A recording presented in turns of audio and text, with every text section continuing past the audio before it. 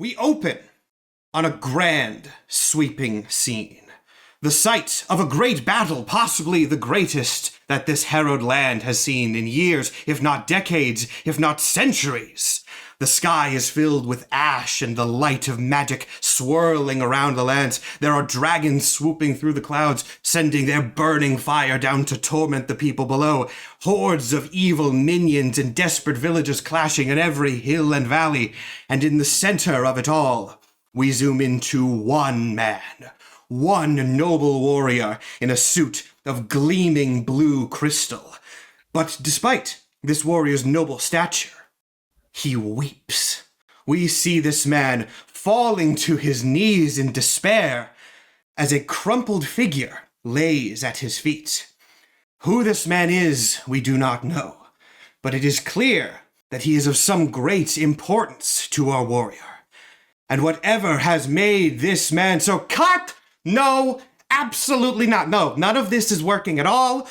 The scene pauses and zooms out slightly as a strange-looking man dressed in modern clothing, seemingly luxurious, though most of it is probably bootleg, instantly runs to the side of the warrior, who stands up, a little bit confused, and continues talking. Carter, no, this isn't working at all. There's no passion, there's no fire. Lord Marganthus has just killed your only brother. Where is the heart? I need to see you weep. None of this is working. No. The scene zooms out farther, and we see, of course, this is not a grand battle. At least, not one that you might have expected from the beginning. No, we are in Hollywood, baby. We see a movie set full of somewhat disgruntled-looking production staff. It seems that this director's interference in the scene is not the first time that this has happened today, or perhaps even this hour. But regardless, he's on his warpath, and that's what everyone's going to have to deal with. The movie in question is Hollywood's newest hit remake, but don't worry about that part, Diamondar, the Gem Knight. And as we zoom back into our hero, Diamondar, the director continues, no, you know what? It's the script. I think it's the script. We're going to have to go. Where's the writer's room? I need to go talk to them again. There's another collective sigh from the people assembled around. And one of them walks away, sighing once again, to a small side room, a tiny green room, opening the door, and in an exasperated tone saying to the assembled people, hey, Terry's gonna go yell at the writers again. We're probably not gonna need you guys on set for another hour, maybe hour and a half, so just hang tight. Sorry, we'll call you when we're ready. And the door closes. Welcome, ladies and gentlemen, to D&Dorks Stars Align, our triumphant return in what we are calling the Give It a Shot miniseries, which is going to be, in a word, nonsensical. Nathan, you were the one that pitched to Give It a Shot, and I'm going to therefore completely impromptu put you on the spot. Do you want to tell the viewers what the point of this little series is going to be? Lovely, yes. So, Give It a Shot. During this series, our goal, emphasis on goal, is to play a unique TTRPG system every single one-shot and release it once a month. So for this episode, we're doing classic D&D. For next episode, we're doing, I don't want to spoil it, but it's goofy. It's goofy, and we have many more lined up. Because yes, while we are called the D&Dorks, that has no brand affiliation with Dungeons and Dragons, and we like to play unique systems after experimenting with power play and things of that regard, and developing our own system for the Tales from Castle campaign. We like to have fun here. And so, Give It a Shot is a series of one-shots where we will be doing just that. And who knows, if a one-shot is super successful and you love it, it may even turn into a series. No promises at all.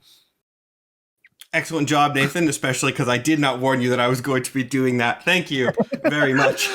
Now, we can jump right back into the session itself. As I said, our scene is currently in a very small, not especially high-end green room. And assembled in this green room are our cast of actors and production staff. These not any of the noble fantasy heroes from the Diamond-Dar movie itself, are our characters. So we will go around in classic D&D fashion and have you introduce yourselves. I'll have you go around clockwise off the overlay. So, Skyen. Yeah, I am Jack Hardfist, stuntman extraordinaire, failed actor, outdoorsman, at least according to him, sitting in like full makeup for playing the part of the lead of this movie for one scene where he falls down the stairs. Should I introduce a class and things as well, or No. We'll save that for now. Just your appearance as it stands currently. So that is great. Now we will move on to Nathan. So my character's name is Bon Smith. Like Bon Jovi and John Smith combined into a worse name. I'm very young, probably still a teen. I am not incredibly successful. I am no Timothée Chalamet or Tom Holland. I am Bon Smith, and I'm trying to make it work out here. But this is my biggest job yet, so I'm very excited.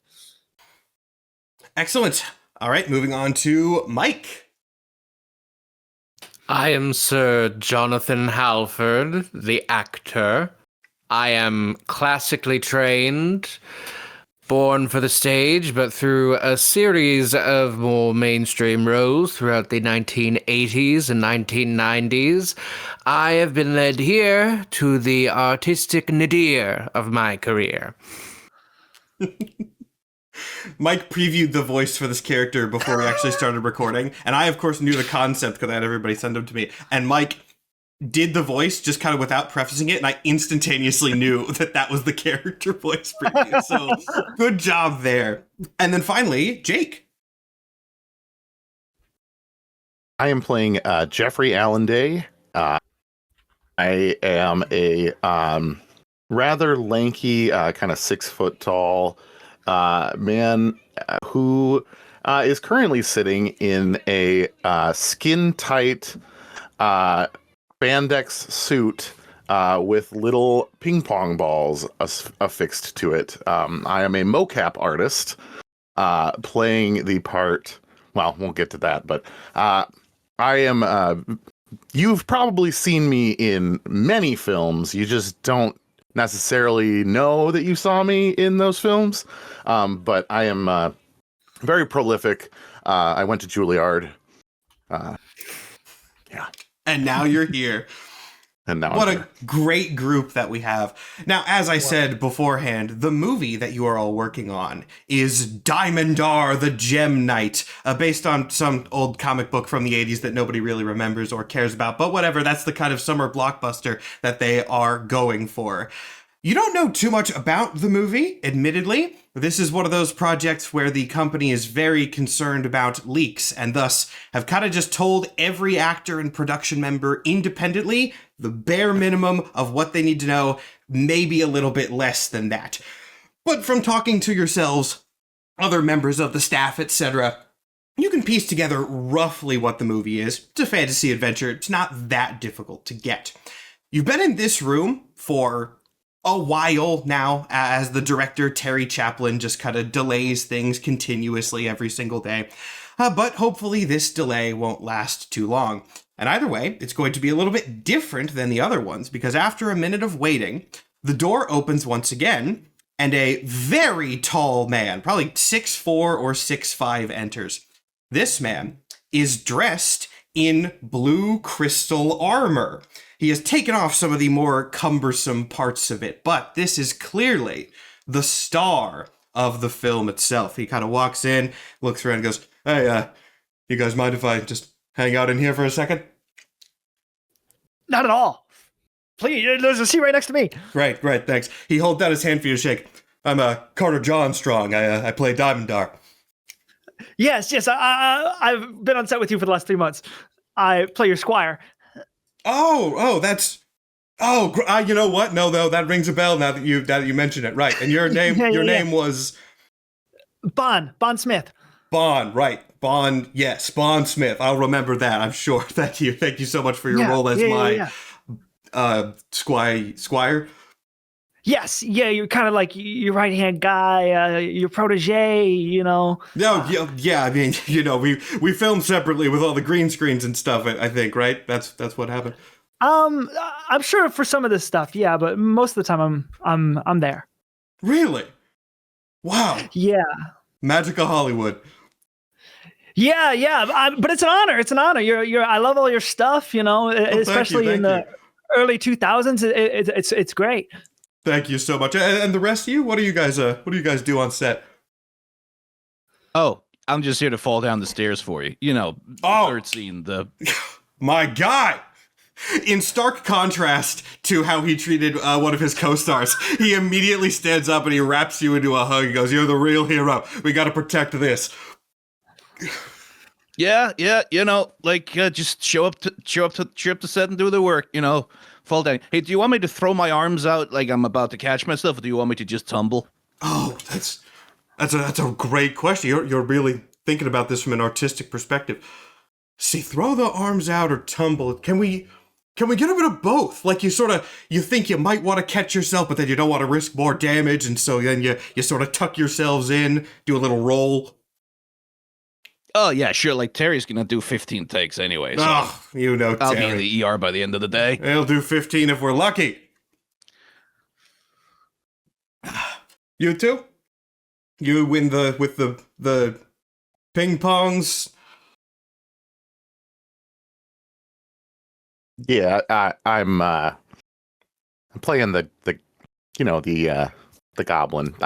We haven't gotten to my part yet. I've just been showing up in this suit every day for the past I didn't even know there was we're not. I didn't even know there was a goblin in this movie. Yet. That's crazy. And then he looks over to, from an objective standpoint, the most storied actor in this room. Yeah. I just gotta.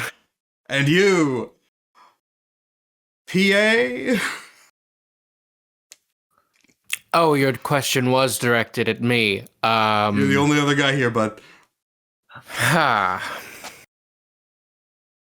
am Sir John Halford, the actor. Nice to meet you, in Sir John. many.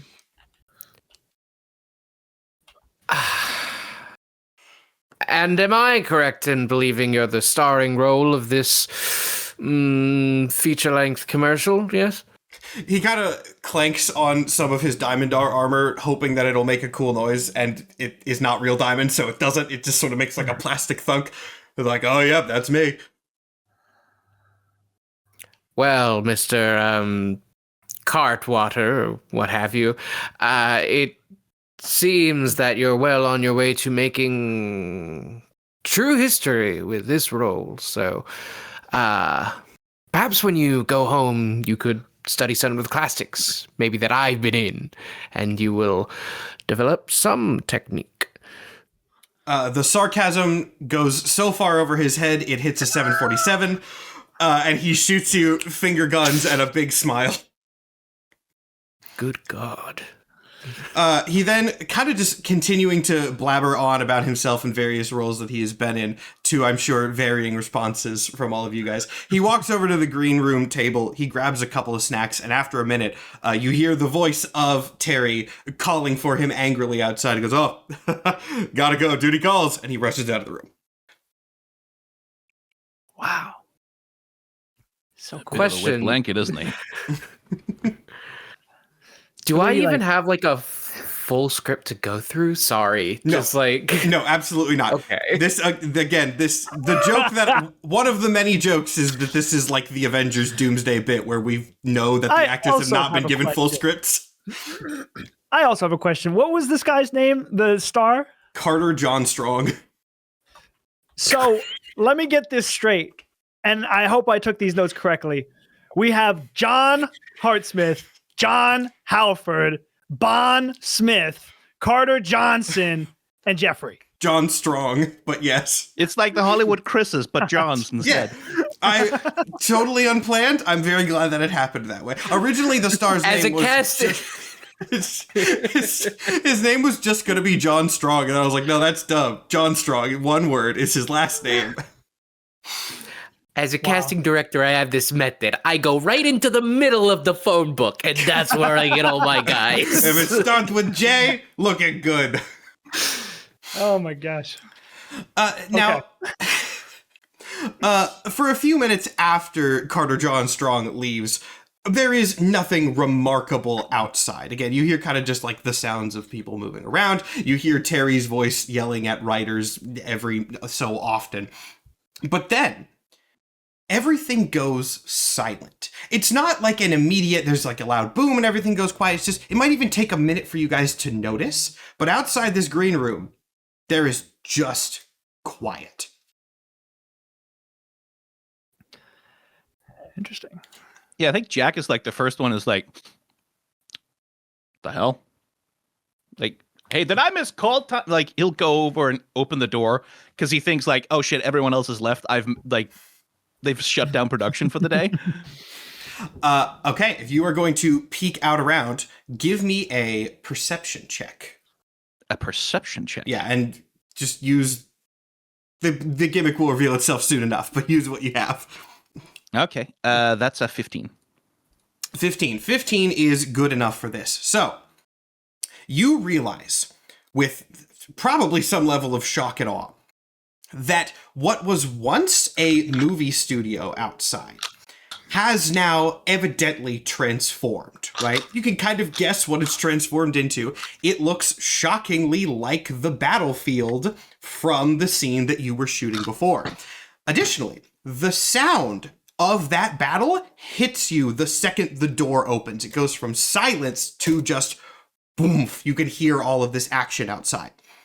But with the 15 perception, you do notice something odd. It takes you a minute to register it.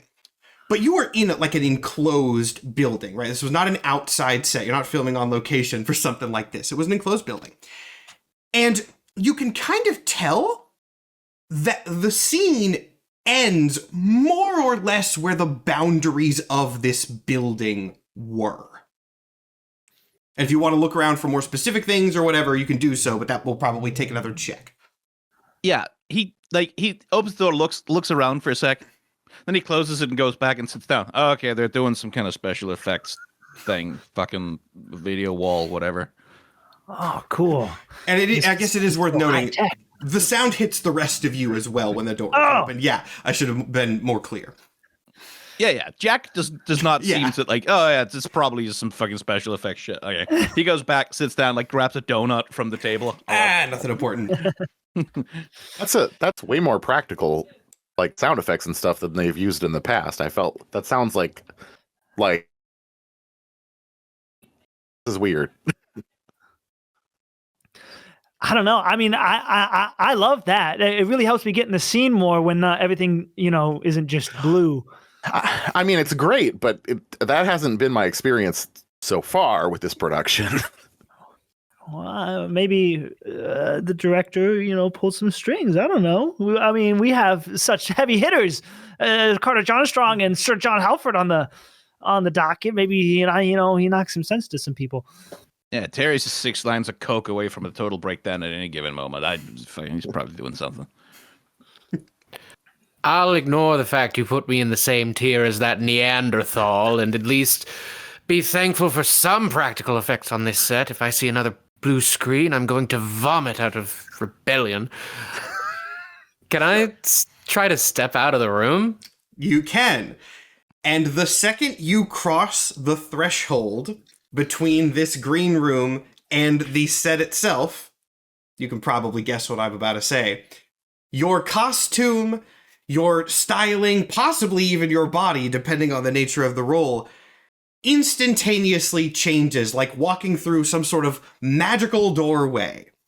And you feel the power of your role surge through you as you enter this manifested set. Whatever role you had in this movie, which I will leave to you to describe, that seems to have become far more literal. Mentally, you are still the same guy, but externally, abracadabra. Well, obviously, I am the wizard Gambledorf the Astudious, so I have magic powers now. I am 66 years old. So I think feeling this sudden surge of power, I would go, huh? And unwillingly cast the cantrip Acid Splash. Whoa!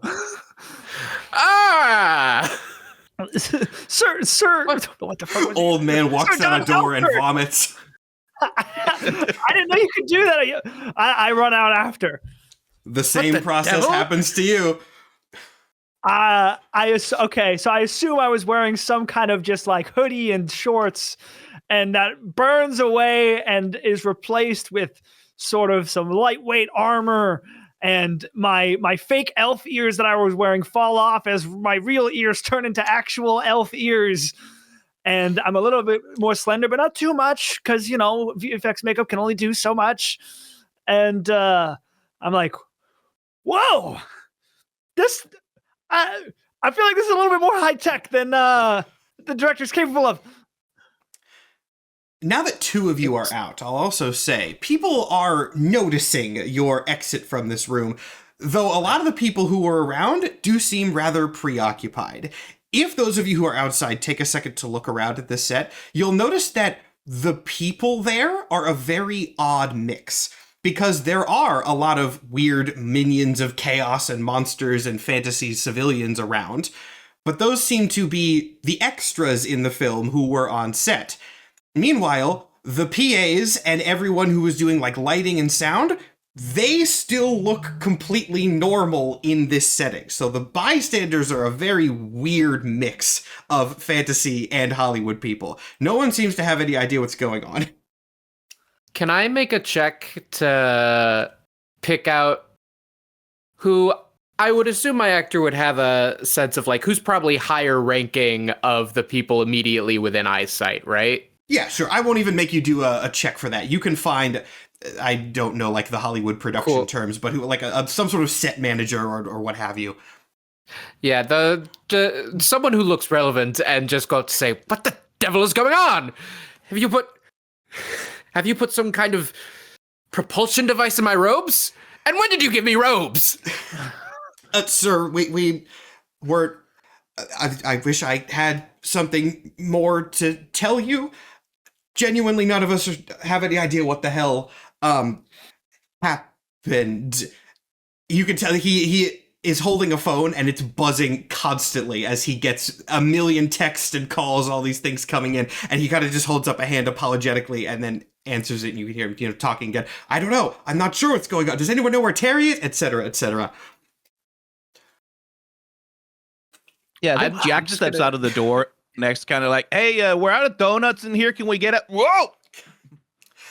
Now, I'm very curious, and this was the thing that intrigued me about your character pitch, how the stuntman angle is going to go here for this transformation. But you know more or less how it's applied to the others, so I will allow you to have some creative control here. So he's in makeup to look kind of like... whatever, like the main actor whose name I have already forgotten because I've met a million of them and also have ADHD. So he steps out and immediately his clothes transform into like the fucking diamond armor of the guy. And like two swords appear on his hips and a bow over his like deeply impractical fantasy bullshit, and like a cloak, and just like, what the hell? The fuck?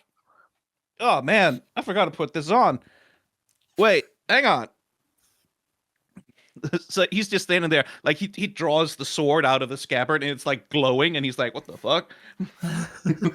Wait, is this LEDs or something? Like, he gets immediately Production value has gone up tremendously during our break.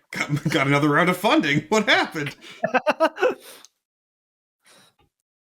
Now, a second after you stumble out of here, you hear a very kind of panicked but also relieved voice from the other side of the set. Your armor is not subtle. Your character's name is Diamondar the Gem Knight. Nothing about that says subtle. It is big, it is fancy, it is reflective, and there's a large flash, which, from the other side of the set, has caught the attention of Terry. And Terry excitedly rushes up to you, goes, Carter, thank God. Do you have any idea you're not Carter? What the fuck? I'm Jack Hartfist. I'm the stunt guy. God damn it, I need to find Carter and I get the stunt guy.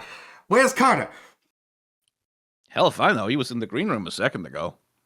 He was in the green room with you. He has a better green room than we give you, Mooks. Whatever. You haven't seen him since... He just kind of gestures vaguely at the surroundings. Yeah, by the way, what the fuck is this? Like, I know we were doing the video wall, but nobody... Hey, listen, my union contract does not include heavy VFX work. You got to renegotiate that with my rep. Look, this is not the time for unions, kid. This is the time for something other than unions. I have no idea. I think Terry has a point here. My mom says that unions are the devil. Terrence? I speak for the entire cast and crew when I say we have been very lenient with your impromptu changes, but this is a bridge too far. He kind of like looks at you. He takes in the robes. He looks up. He looks down. He looks at the ground in front. He goes, "Did you throw up on the fucking floor?" From my hands, somehow, which I assumed was the work of your ghouls in prop work or something. I don't know. Film confuses me. I'm 66 years old. Film confuses me. I'm 66 years old. One of the best quotes of the episode already. Okay, well, never mind. Is this everybody that's accounted for? I mean, look. This, whatever has happened here, it seems to have affected the entire building. Some of the PAs are fine. All the extras are... A couple of the extras are like orcs or something. I don't remember what they're called in the script. It was something off-brand. Nobody's seen Carter. Nobody's seen the villain. Nobody's seen Marganthus. We have no idea what the hell is going on, but he kind of like peeks into the green room, the door of which I assume is still open, given that Hard Fist fell out of it. He sees... I need to have everyone's character names up in front of me. Usually I have them on the overlay. I don't this time.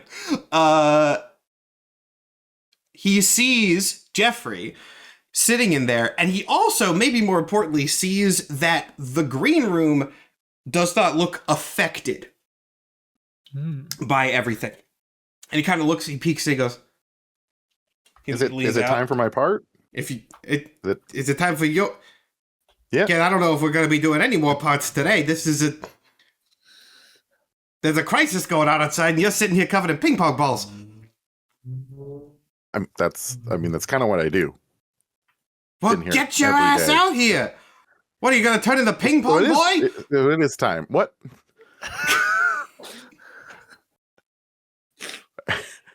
Kid, all right. I don't know what role you're supposed to be. I kind of vaguely remember the actors. You're not wearing a costume. You're wearing a ping pong ball. Get out here. Let me see what you do. All right. And we'll see what's going on. All right. This is... Was there a budget increase or something? Because things are... and this 6-foot-tall man becomes a 3-foot-tall goblin in wizard robes that are too large for him. His name is Serdic, the Goblin Wizard,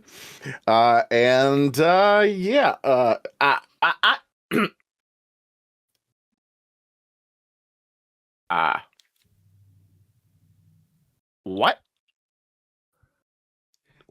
What's going? What? What the hell is going on with this shoot today? I don't get paid enough for this. So you're the same guy who was you were up here and then now you're down there and now you're a little green man. What happened to the rest of me? I approach. Terry, these puppets are crazy. It's not a puppet. I pick him up. Put me down. I mean, I went to Juilliard. Which one of the PAs is controlling this? Is it Jess? Who's on the mic? That's awesome. It's really heavy. I'm not getting paid enough for this. Oh, Well, puppet miniatures. I haven't worked with one of those since I did that thing for the Jim Henson workshop. Yeah, here, catch. Catches in one hand. No, Holds upside down. Dexterity check. Dexterity check. Okay. Yeah, I'm not. You might fumble this goblin man. I rolled an 18. Oh, you're fine. Yeah. Fine. Holds it upside down. It's like, usually you can kind of like, there's like a little armatures and like grabs his arm and twists it. Oh.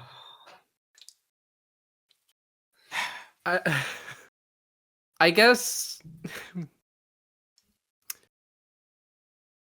How far out does this effect seem to stretch? Like, obviously pretty far, but like, if one looked for it, would they just see a horizon, or are we in some sort of like densely wooded area?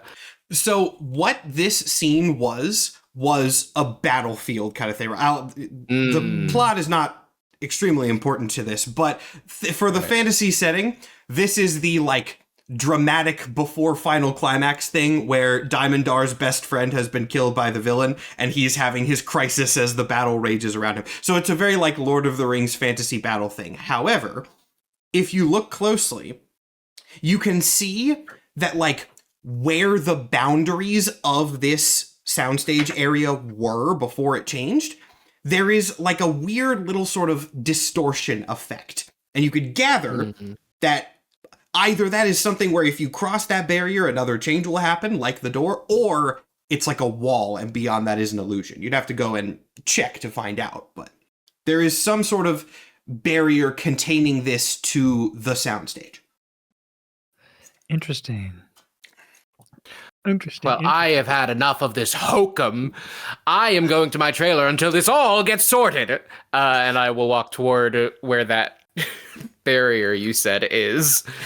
If you walk towards the barrier, as you get closer, you can kind of see it becomes a little bit more clear. And if you approach it close enough, just within like a couple of feet, you can make out where an exit door is.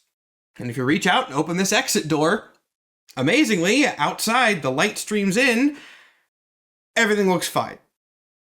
Everything outside of this building, this room, completely normal. There's people running around, you know, there's some carts and things, like golf carts. Maybe a little bit, like, more frantic than usual, but that's understandable given the circumstances. But the magical effect has not extended beyond this building.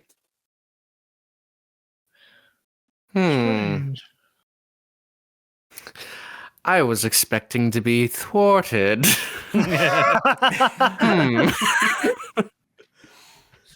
This makes things weirder. I guess I'll step out and try to ask someone in the outside world what the fuck is going on. Importantly, when you step out, while everything in the world outside is normal, you do not revert back. So you are still the mighty wizard. But I call out, "Excuse me," and I cast Firebolt in an indiscriminate direction. Okay. Oh my gosh! I'll be a kind DM and say you don't fucking kill anybody. Yeah, you... The fucking light falls from the rafters. You fire out, blowing up a chunk of wall outside of this Hollywood backlot area. Some of the people around just kind of like freeze in shock. One of them's holding like 3 coffees and drops all of them to the ground. And it's just like, from their point of view, best you could tell, that was some sort of error, right? Like production error. An explosive pyrotechnic thing went off that wasn't supposed to. I apologize. I admit this isn't the first time I've exploded on a set, but I, and I think all of the people within this area behind me, are very confused about the current ongoings, and we would love to be in the loop as to what all of you headless chickens are running toward. One of them kind of just like tentatively steps a little bit closer to you. Not close, in fear of more pyrotechnics going off. It says, You're from, looks up at the building that you came, but you're from the Diamondar production, right? Whatever it's called, yes.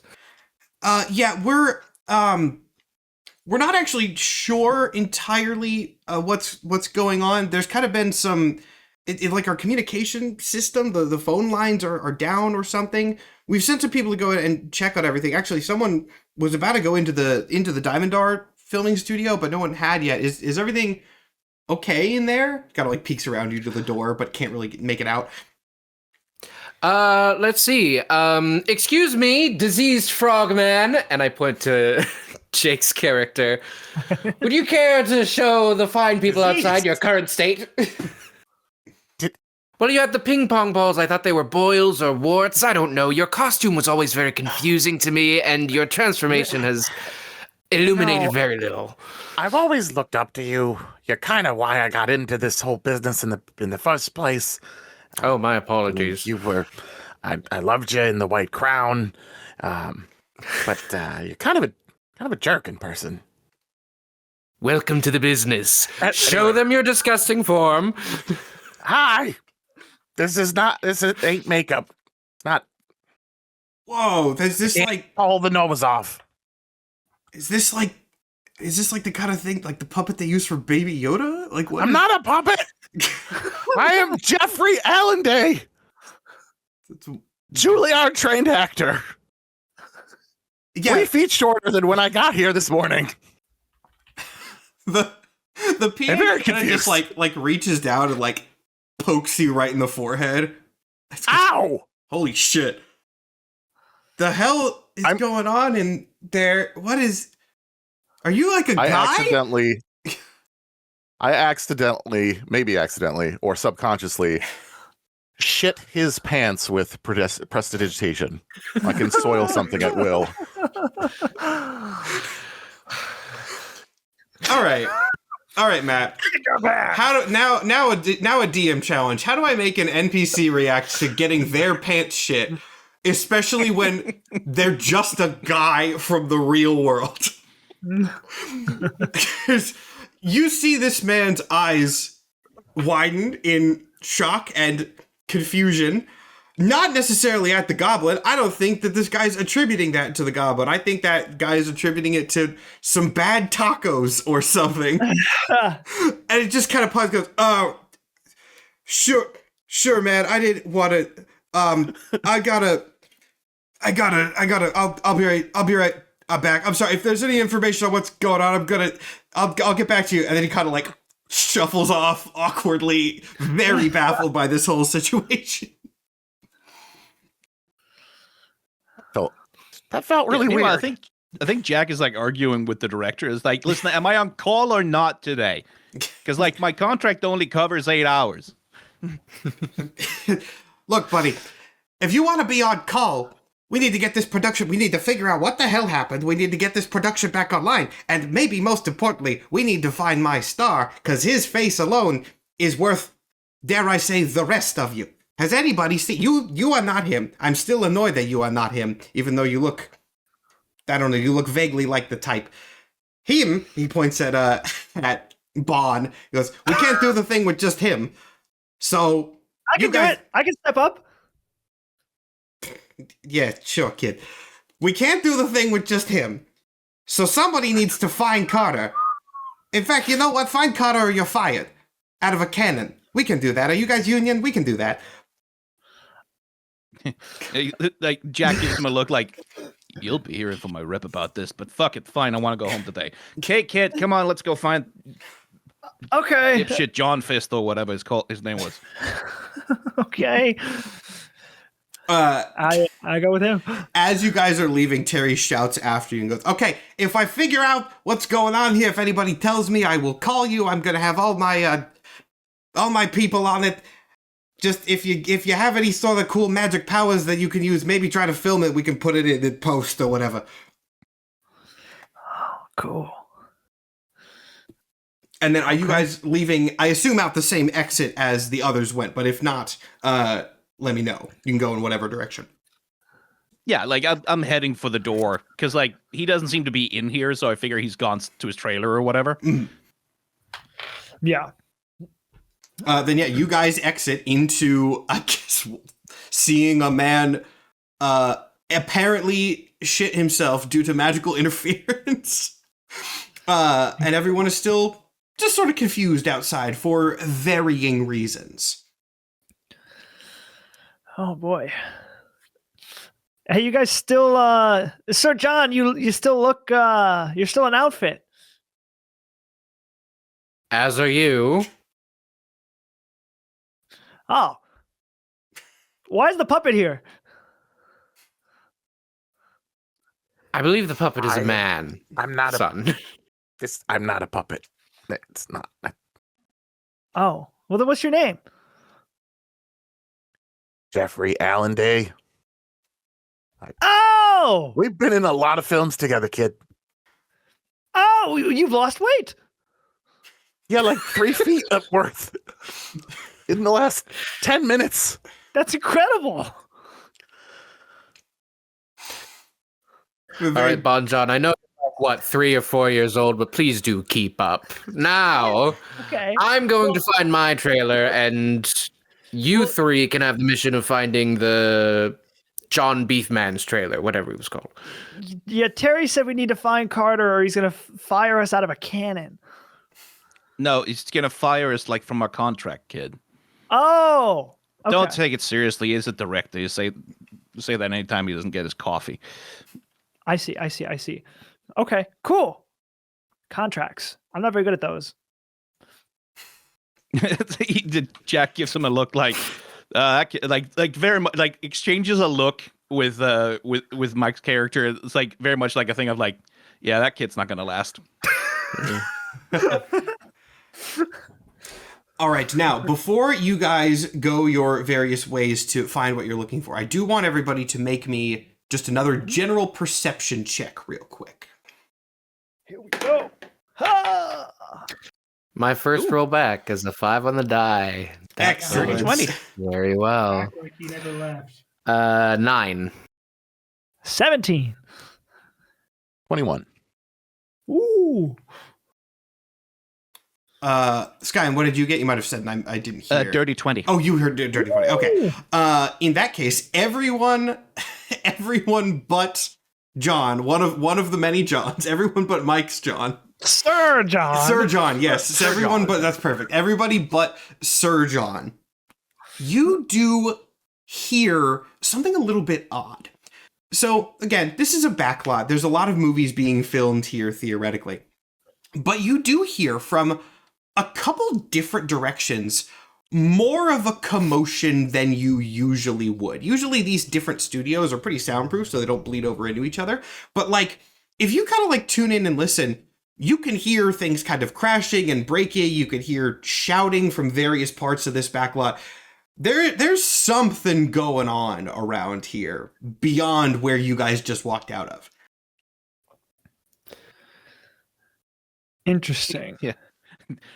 Jack is like looking at like any other stuntmen running around, just like that he happens to know.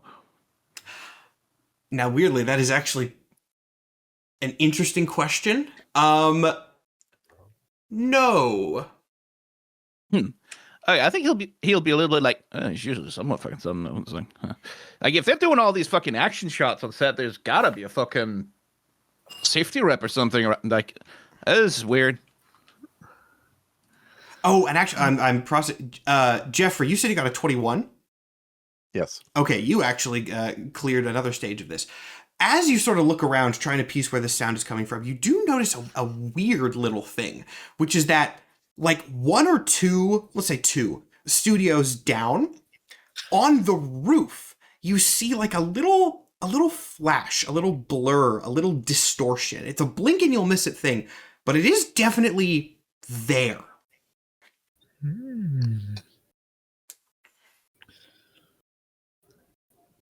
Interesting.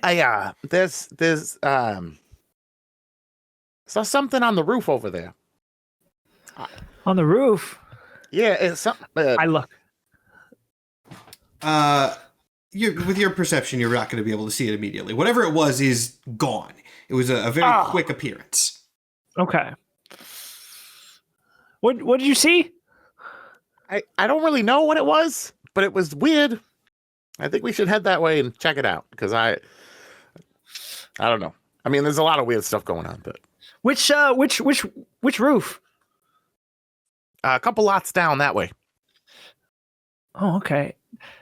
Matt, does it look like I could climb on that roof? Climb up there from the outside?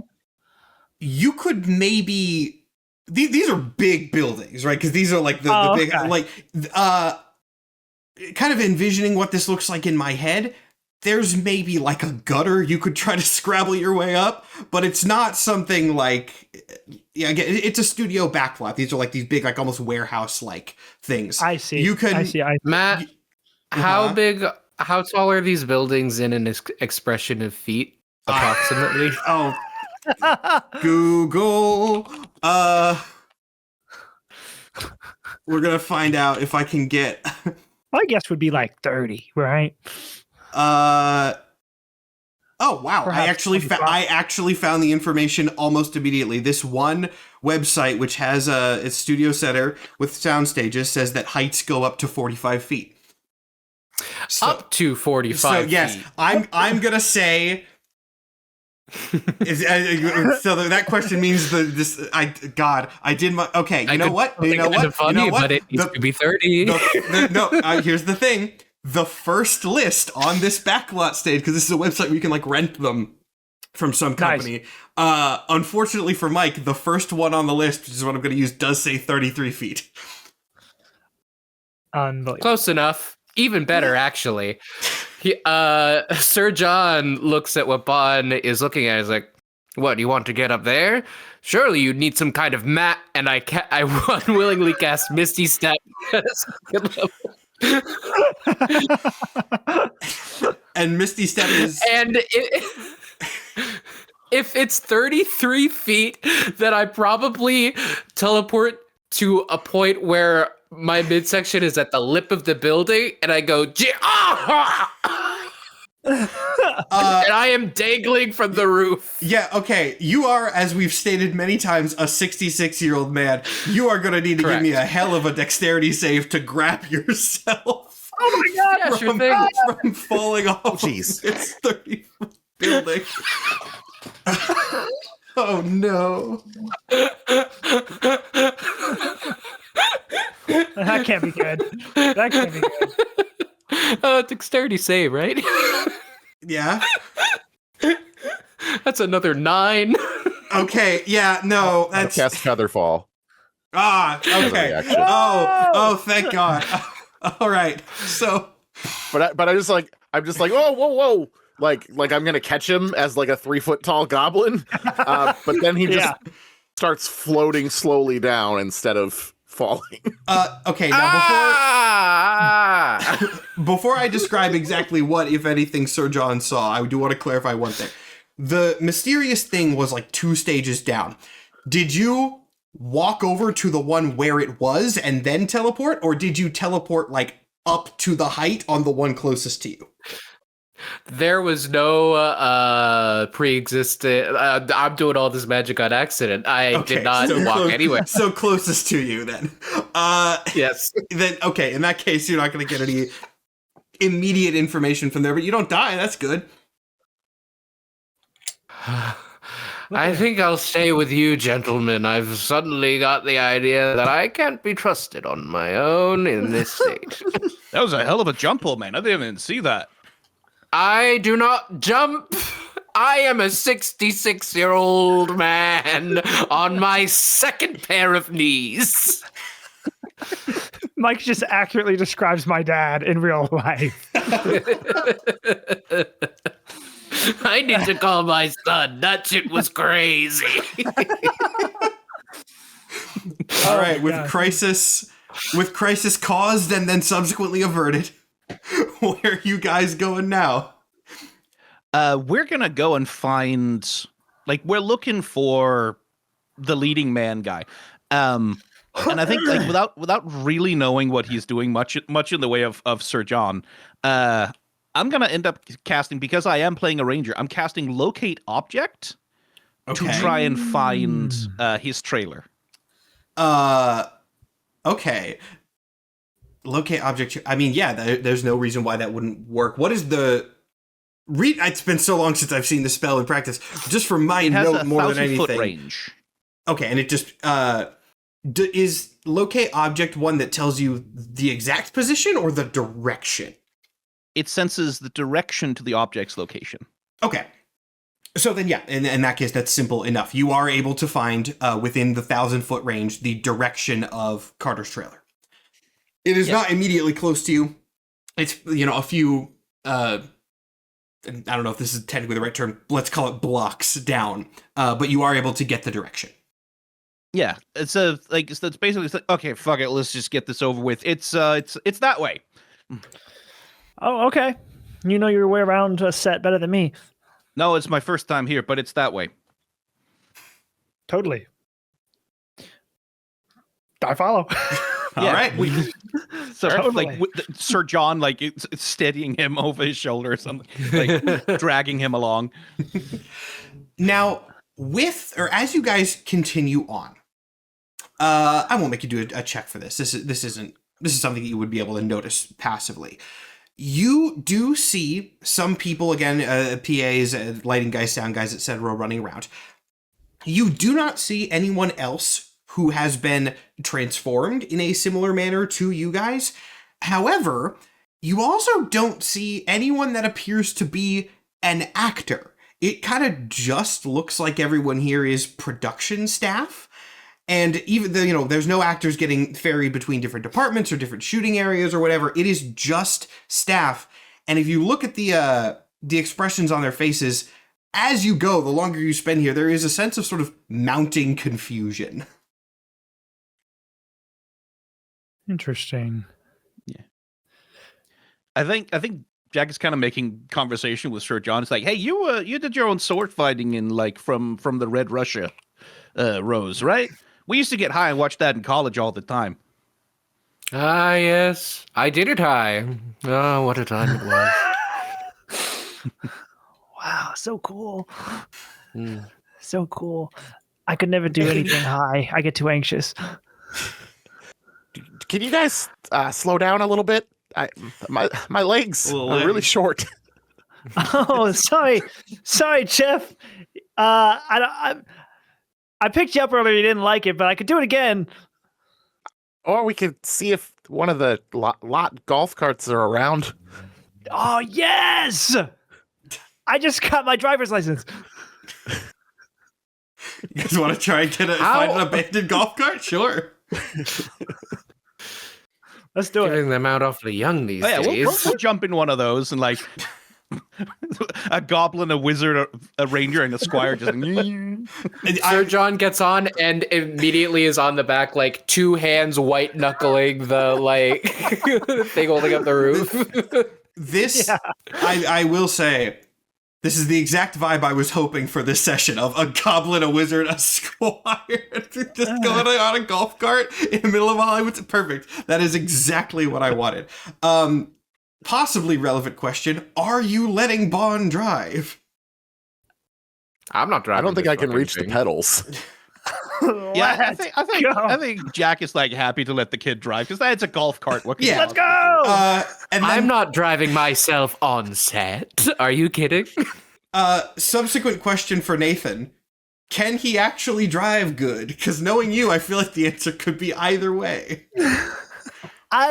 Good is a relative term.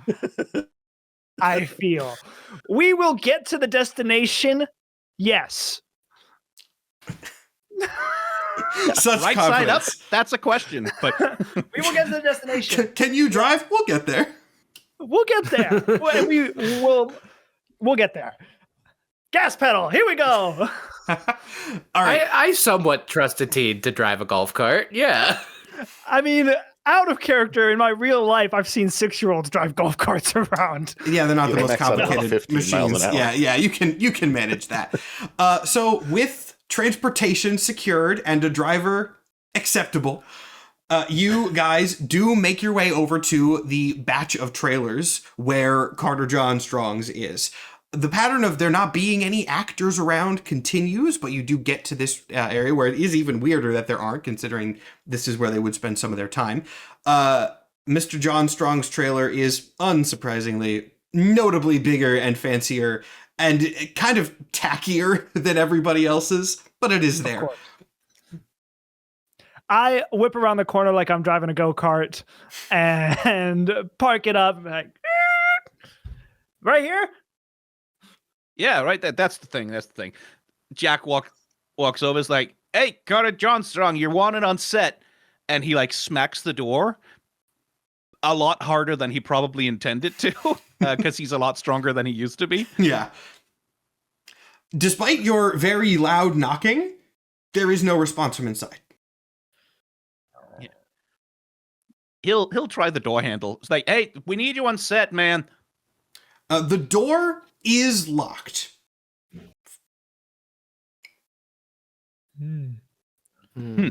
Yeah, I think it was like smack, like go over, try and look through a window. If you look through a window, you actually make me an investigation check as you look through the window there. Oh, okay. That's my -1 intelligence modifier. Excellent. Hey, I did manage a 14. 14? Okay, 14 is pretty good. Hey. So there is one kind of odd thing in here, right? You see a lot of stuff, it seems, the kind of things that you would expect from this type of guy's trailer. There are also props and things like from D&Dar and things that you would expect from this, but there is also a lot of other stuff in this trailer that doesn't look like it is from D&Dar. It's a mix of D&Dar and other things as well. Huh. What sorts of things?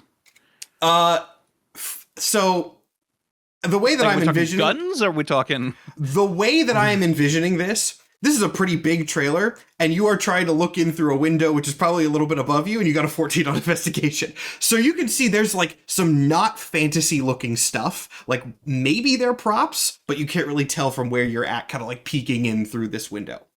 It's also probably tinted for privacy, so. And there's no sense whatsoever that he's in there. You do not see any sign that he is there at the moment, no. Okay, at that point, he kind of goes, "What the fuck? Did he go home? How the Maybe hell he's would he go home? Where asleep." does he live?" He might be sleeping in there. Not once I'm done with fucking knocking. And he goes up and he like takes he fucking kicks the door. Again, not intending to kick it in, but depending on the sturdiness of the door. I won't even make you do a check for that unless Mike has something to say. I was just gonna magic something. He can kick it. It'll be the same end result. Foot. With a nice kick and or magic, take your pick of your visualization that you prefer, dear viewers. The door to Carter Johnstrong's trailer flies open, just, I imagine, probably fully off the hinges there. And you can see inside, it is dark. It does not look like he is there from like a peek inside, but if you want to go in and investigate, you can. Yeah, he'll okay, "Come on, dude, we need you on." How the fuck did I kick that door so hard? Anyway, it's like he'll go in and is like, "Sorry, didn't mean to, but like we need you on." And what do I see in there? More specifically now. So now that you get a better look at this stuff, make me probably another check that you are not great at necessarily, but other people could do it too if they want. A history check. History. Give it a shot. Yeah, I guess I'll come in. If Sir John is also going, and everyone's going in, I'm going in. Yeah, history 1 for this. I rolled a dirty 1. Not a critical fail, but there's some this is not from There's the movie stuff you're in here to work on. It looks weird. It's not. I got a 9. I cast light on my staff if that helps at all. It doesn't immediately change. Like it's not pitch black in there, but it is illuminated a little better. I got a 12. Jake, did you want to roll that again? You might have said that. I didn't hear. What was it? Investigation? History for Or this. History. To see history what's for within this there. one. Yeah. Mine was not great because I rolled a 2. It's 6 total. So the highest was a 12. Yeesh. Real heavy thinkers. The over highest here. was a 12, and hilariously from the 66-year-old man who probably wouldn't really, probably the least likely to know what this stuff is. However, twist that is possibly comforting, possibly not. You can see the weird things that Hardfist saw when he was looking in the window. They do appear to be movie props. There's like some collectibles, action figures of the characters, various memorabilia. A lot of it is some early test products and props for D&D. But there are other props and things mixed in with them that seem to be for something sci-fi. With a 12 and also coming from Sir John, not gonna really be able to identify anything more than that. But Carter John Strong has sci-fi props in his trailer as well, even though Diamond Dark, distinctly not a sci-fi movie. If as someone who previously stated that I loved Carter John Strong, could I perhaps get advantage on a check that has to do with movies that he's in? Sure. So I'm just going to roll another history check. That's fine for what this is. Oh, thank God. That's a 19. A 19. So, you do not recognize any of these props or things from Carter's history. But Okay. that is distinctly your hint. I'm not saying you don't get any information. You look at this and you can tell these are not from an established Carter John Strong Got movie. it. I take a look at whatever the sci-fi thing is. I guess I don't really know. Does it look like a weapon or? It looks like some sort of weapon. Yeah, it's like an arm gauntlet kind of thing, maybe. Okay. And there's various things around, but I kind of pick up the gauntlet and I go, well, I did watch like all of all of Carter's movies before getting on set with him because I just wanted to research it. And this isn't from anything he's been in, so that's something new.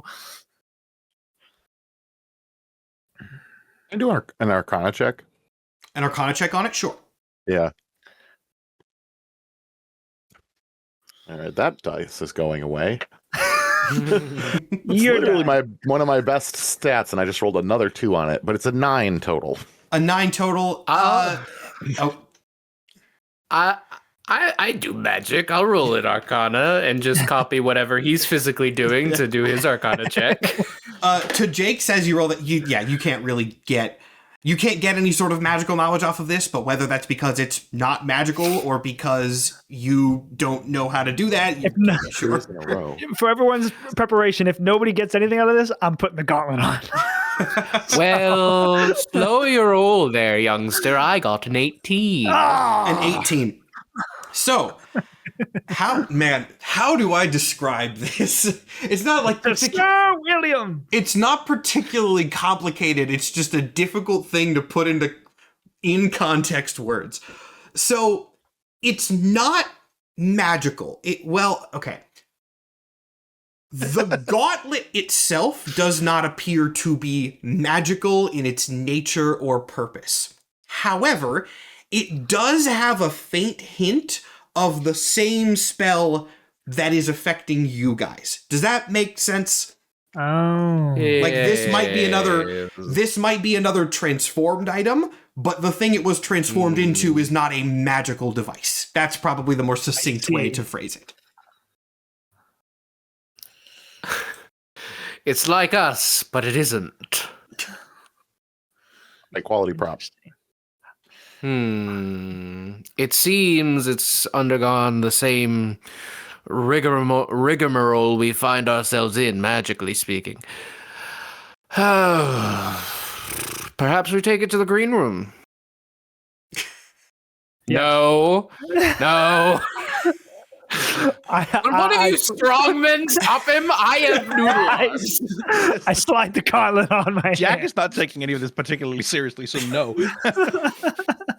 I kind of half try to jump, but I'm too short to even. Get your Even reach. slimy hands off. I found it first. Now, Oh. I'm so genuinely glad that Nathan was the one to do this, because I realized something that I didn't think of until 10 seconds ago. Nathan, I want you to do that motion again of the bit.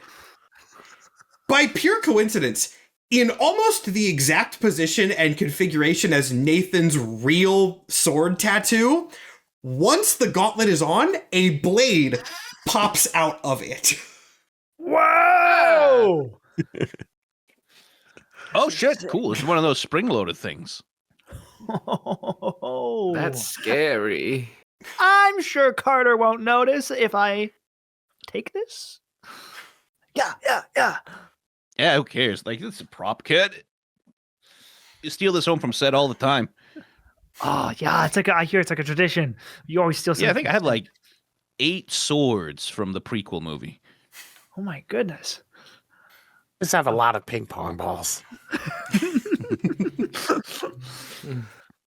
Well, this is awesome, but Carter isn't here, so I don't really know where we're supposed to go next.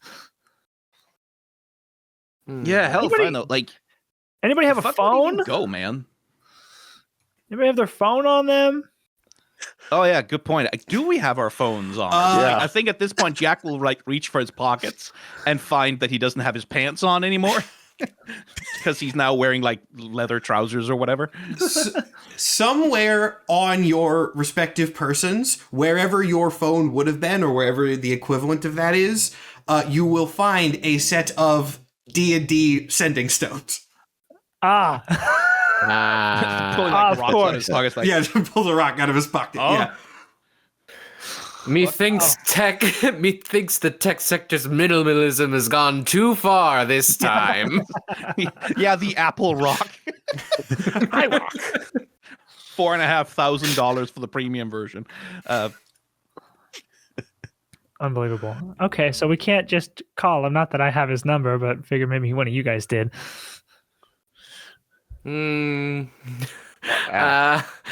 I couldn't work this thing when it had the screen. If he's in here, I don't know how to get him out. I will say, before you guys move on, now that you're in here, I will say all of you can do one more investigation check if you would like. Okay. Yes. Ooh, Different dice that this time. Dice. I thought she just had to warm up, but I think that dice has to go away. Uh-oh. My other I got, D20 that's a got an 18. third 9. Ooh. Yeah, you're done. 18. You're benched. I got a 15. Okay. Yeah, I got an 11, so not much. Jeffrey's our lead runner on that. 18. Okay, 18. 18, yes. So, as Bond is playing with the gauntlet, you actually being lowest to the ground, can probably see this the best. You do notice some of the props have been like knocked askew a little bit, not immediately noticeable, but with your short goblin eyes, you see that under a couch there is an action figure, and it's in its packaging, right? There are, again, other action figures and things around. There's a Diamond Door one that's sitting. They've sent these to Carter so that he could look over them before the toy release, etc., etc. And you take this action figure out, and you see a very strange figure that you don't immediately recognize inside the package, just, a toy. The toy, however, is wearing a gauntlet very similar to the one that Bond is now wearing. And the movie branding across the top says Invaders versus Huntsman.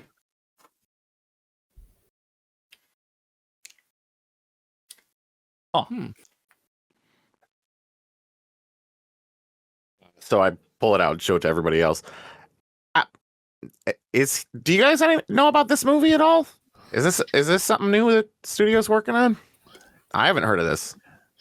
Do we? Can I make a history check? There's a parody here that if you guys are getting what the parody is, you'll probably Wait, what was get the name? Invaders versus Alien. Huntsman. I see. Alien versus Predator? Yeah. Okay. Yeah. Okay. It seems like a legally distinct movie name. Legally distinct for purposes of the show, not for purposes of in-world. On the assumption that it's not like a long-running movie franchise in this world, I guess. It could be a remake, Yeah. Oh, So yeah. if this No, shit, I used to movie- watch those in college while getting high, too. So this movie being real, could I still make a history check just to see if I could draw any kind of significance from that film to this situation? Sure. There we go. The clear one's got it. That's a 19. 19. Once again, the 66-year-old man gets the highest rolls when it comes to, like, sort of nerdy sci-fi pop culture stuff. Oh, This is The my lowest height, guilty though. pleasure. I mean, two supernatural forces just. It's great. It's low, but it's great. While there is no immediate like thematic parallel that you can draw between these franchises and whatever is happening in the current situation, you were informed by Jeffrey about the thing you saw earlier, which was a faint sort of light distortion blur on a roof that then vanished, which is something that is imagery from the Invaders versus Huntsman movies for the titular Huntsman villains. Oh. Oh God! Draw the blinds! I immediately hit the deck. What? If what I think is true, we're fucked. You see, as a proper fan of the film, I know that there's no way the Huntsman lose that matchup. In fact, I think they make it too fair in the film for the purposes of very tenuous tension in the film. Get your head down, boy. Sorry. So, okay, I never saw the Huntsman movies. What Oh, happened? kid, you gotta watch them. They're classics. Like they do the I acid know. blood splatter. There's so many classes I still gotta watch. I mainly just watch movies and research for roles, but it's harder when all I do is Colgate commercials. Oh, that's why your teeth are so shiny. Cool. Yeah, I know. You take what you have and run with it. Yeah. Anyway, he's not here, and fucking Trevor's gonna fucking shut down the production or whatever. I think we can probably just go home for the day. But we're gonna get fired. You're gonna get fired a lot in this business, kid. You roll with it. I don't know if I can afford that.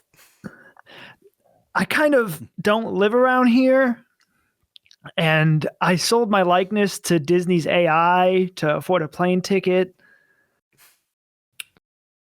I've been sleeping in the green room. Dear boy, if you That's what get that fired sound from was. this production, it will be a blessing. You were not made for the business of this art. You sound like my dad.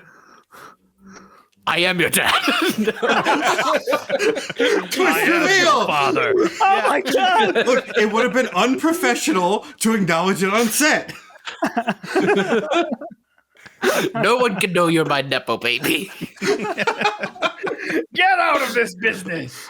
Not because of the nepotism. I just Wait. don't believe in you that Okay, much. wait. Anyway. have we considered that perhaps the ancient wizard is the squire's dad, and some of that paternal relationship is just bleeding over, and it's method acting?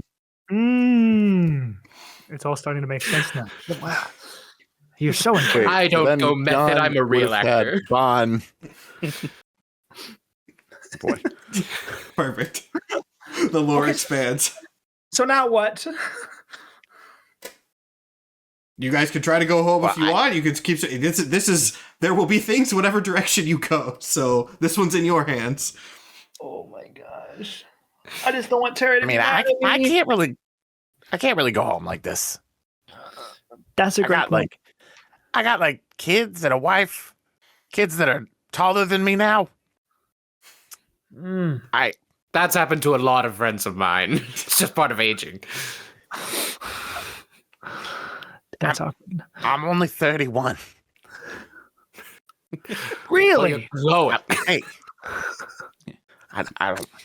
Yeah, well, listen, fucking, I don't know, go to the makeup department or whatever. They can take it off, right?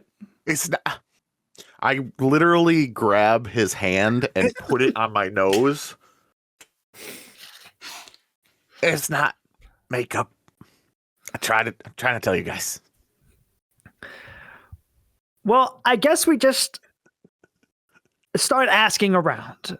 Somebody has to have seen Carter somewhere. Let's just, there's staff everywhere. I have an Right? idea. Matt, All right. I don't know how to basically, I guess, tell me if I can see or tell me when I would see if it's going forward. Any Hollywood lot rats or feral cats or pigeons or seagulls, What is he Okay. planning? any wildlife. Well, yeah, we'll say that you can spot a seagull without too much trouble. I guess I should ask, just because this will matter slightly. Are you looking? I assume right now, until told otherwise, you guys are still in Carter's trailer. But if you look out the window of that, you can spot some seagulls pretty easily. You also do see a few more PAs running around than before, but just tell you that since you're looking out the window, you can also see a seagull. One singular seagull eating a bunch of fries that someone dropped. Okay, perfect. I without even really telling you guys, I run outside, and I'm gonna cast Speak with Animals. Ooh. Without really even knowing, and kind of go up to the seagull and be like, hey, can you understand me? Bro, don't touch my fries.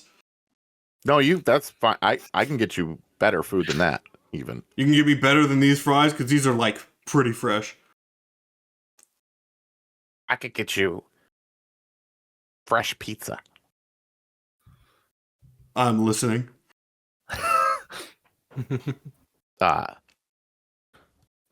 All you gotta do is, have you seen a big guy in, like, shiny blue armor?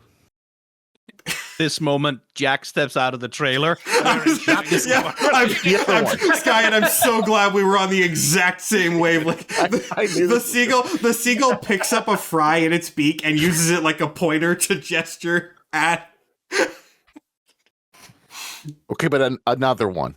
Have you seen two of them? Nah, bro, I answered your question. Where's my pizza? Ask if he's seen the Huntsman. I'm still like on the floor. Isn't the whole thing that they're invincible? Anyway. There's the shimmer. Ask if he's seen the shimmer.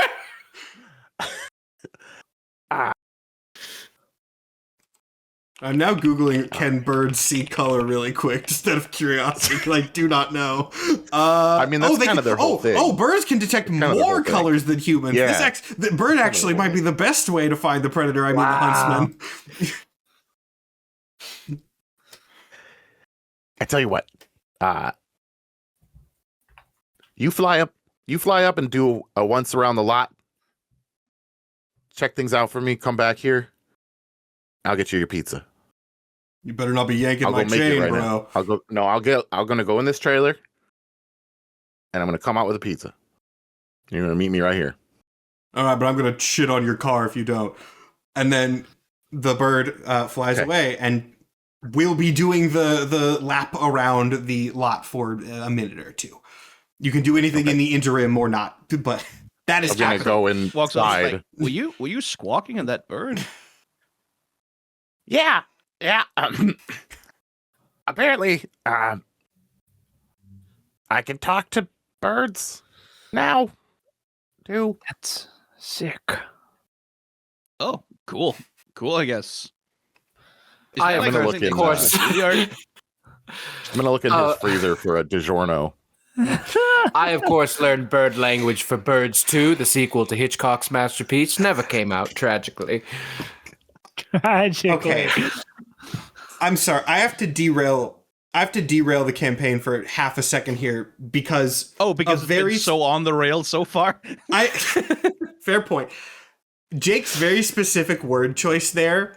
Jake unintentionally hit on an inside joke with me and my real friends, which is going to end up screwing him over because I have to come in. Right. So. Oh no! Yeah, unlike us, you're fake friends. I secretly hate you all. This is established. At conventions, Comic Cons and stuff, there's often celebrity guests, and sometimes if their lines are short, you can just like walk up and have a conversation with them, and usually that's fine and cool. I have one friend who would always bring like a weird, stupid question prompt to ask everybody, and it wasn't like mean, it was always just something fun and silly, and he would collect all the answers from the various celebrities. And one year his question was, if DiGiorno's isn't delivery, how does it get to the store? And this is what he was asking to all these many famous people. And he went up to Carl Urban of Star Trek and the Thor movies and various other things fame, with me right next to him. And he asked Carl Urban, if DiGiorno's isn't delivery, how does it get to the store? And in that moment, we learned that Carl Urban didn't know what DiGiorno's was. And it was one of the most confused expressions I've ever seen on a man's face.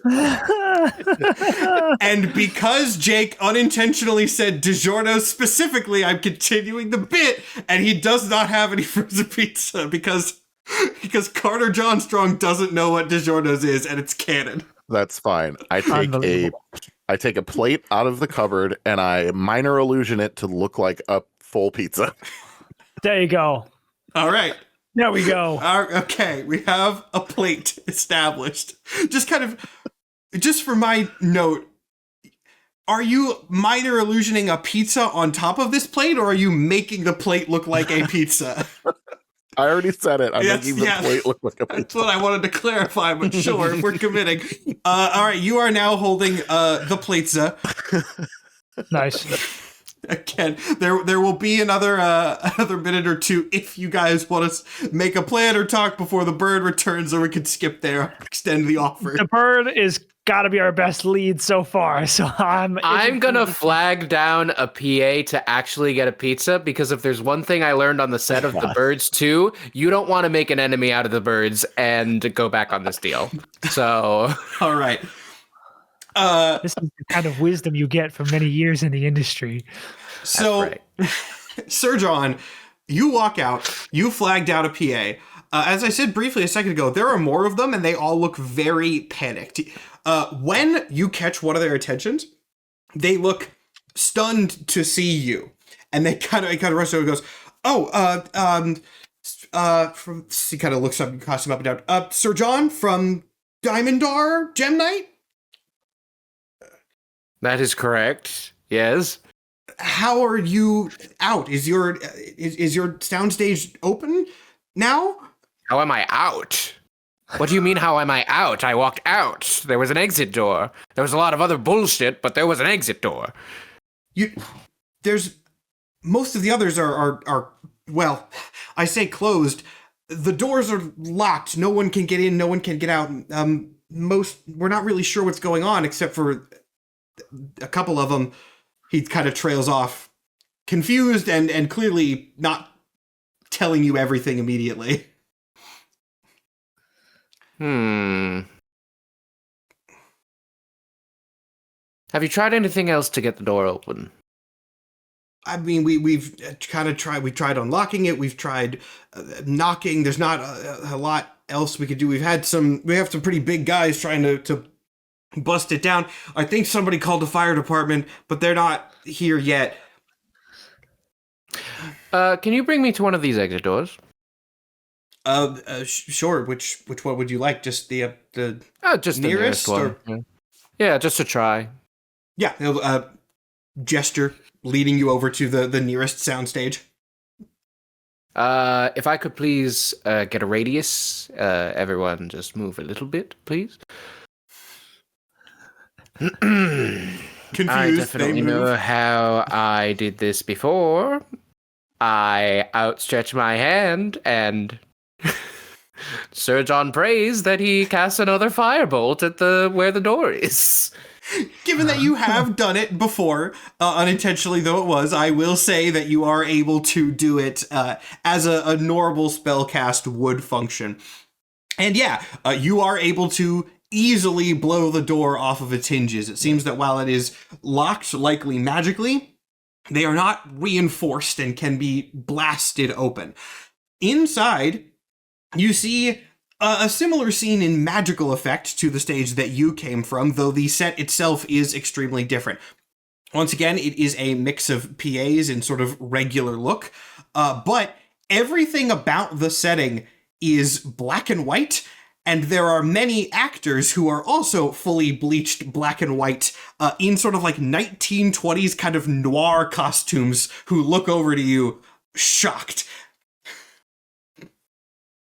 See, now this is a production I probably would have been had a little more fun on. Okay. I go back to my merry band of gentlemen. Youngsters, we've a lead of sorts. I rush over. What is it, sir? I don't fucking know. Look at this. Oh, wow. It's like really old in there. Okay, let's not be insensitive, Like, but super old. Like, can they even talk, or is it like one of those where they like do something and then the text pops up in a separate frame? If we're going for the talking, you hear like vaguely from one of the sort of fancily dressed men and women in the center. One of them goes, "I came for the desert," and then someone else, "But Blanca Casa is in the middle of an island," and the other guy goes, "I was misinformed."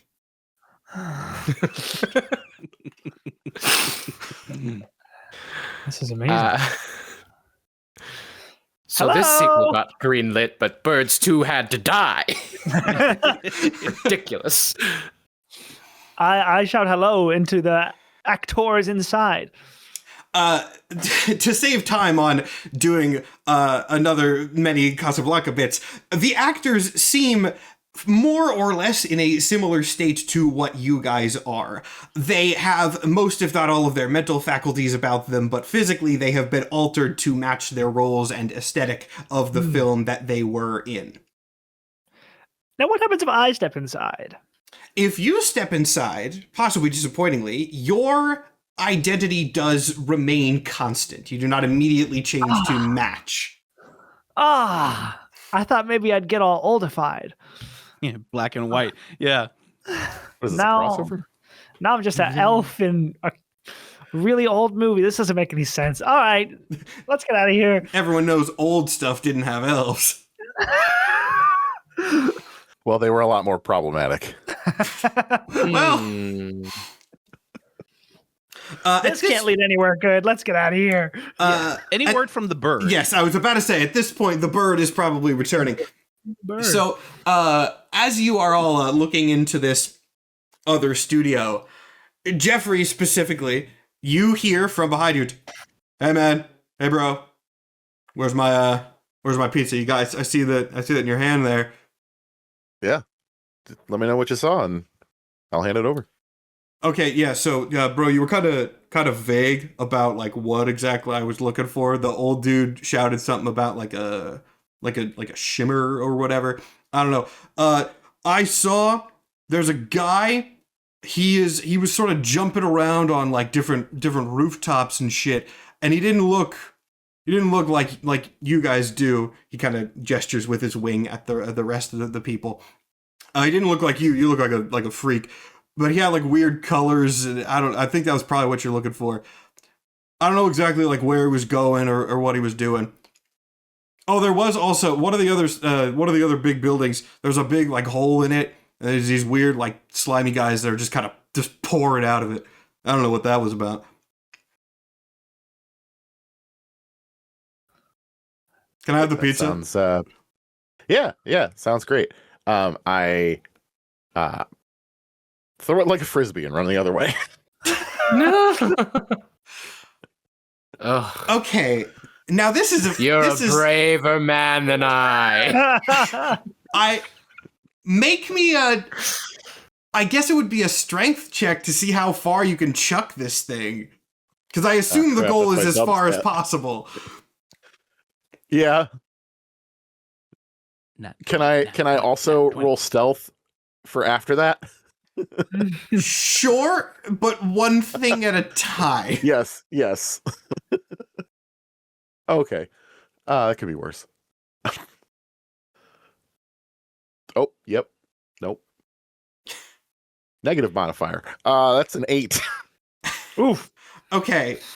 So with your goblin body that you're still definitely not used to, plus the fact that your goblin body is optimized for magic and not physical might, especially even more emphasized because this is a trope-filled fantasy movie and you have to be the scrawny guy to D&Dorks' big hulking muscle. Yeah, you are not able to throw this thing very far at all.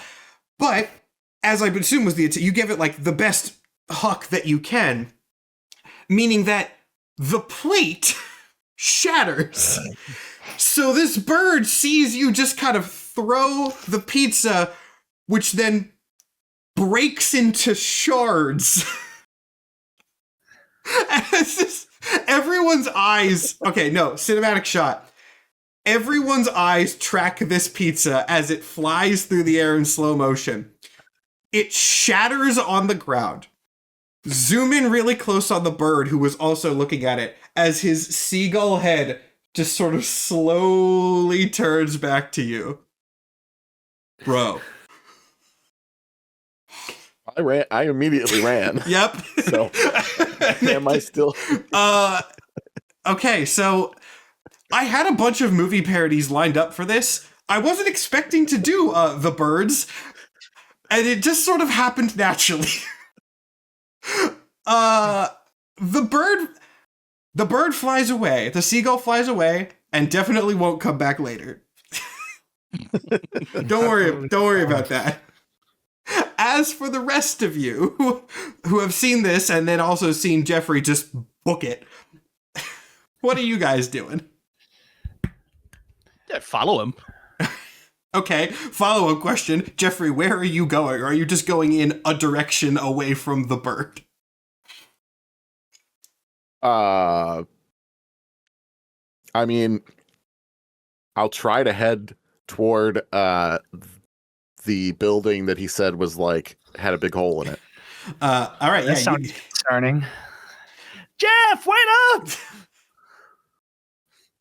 As you guys continue through this studio backlot, you see much of the same thing. There are a lot of PAs running around. Pretty much every studio does have somebody trying to open these doors. At this point, you could hear some sirens and things from other areas as the fire department has come to try and cut these areas as well. And you do see a couple others that are damaged, right? You know, there's one that you guys are going towards. Sir John also blew up one with Firebolt. And it seems other characters, in more ways than one, have also tried to break out of these stages with varying effects, though you don't immediately see them. A question for Jeffrey. You say you're running towards this area. Are you, like, how do I phrase this? You start to hear some odd noises as you get close. Are you still trying to book it right there, or are you going to slow and stop when you start to hear like some sort of alien chittering? Yeah, no, Okay. I was just trying to get, more for comedic effect, get away Yeah. from the seagull. So also it would be very easy for them. They've already caught up to me. Oh, because yeah, I'm you're very running short. on my little tiny legs. So True. So yeah, you guys start to hear some strange sort of alien noises coming from like a block or two down. Cat. Wants to be a part of the episode. I mean, we have a bird. We do have a bird. We're gonna need him later. Jeff, what did the bird say? he said there was a big hole in one of the buildings. Big hole. Okay.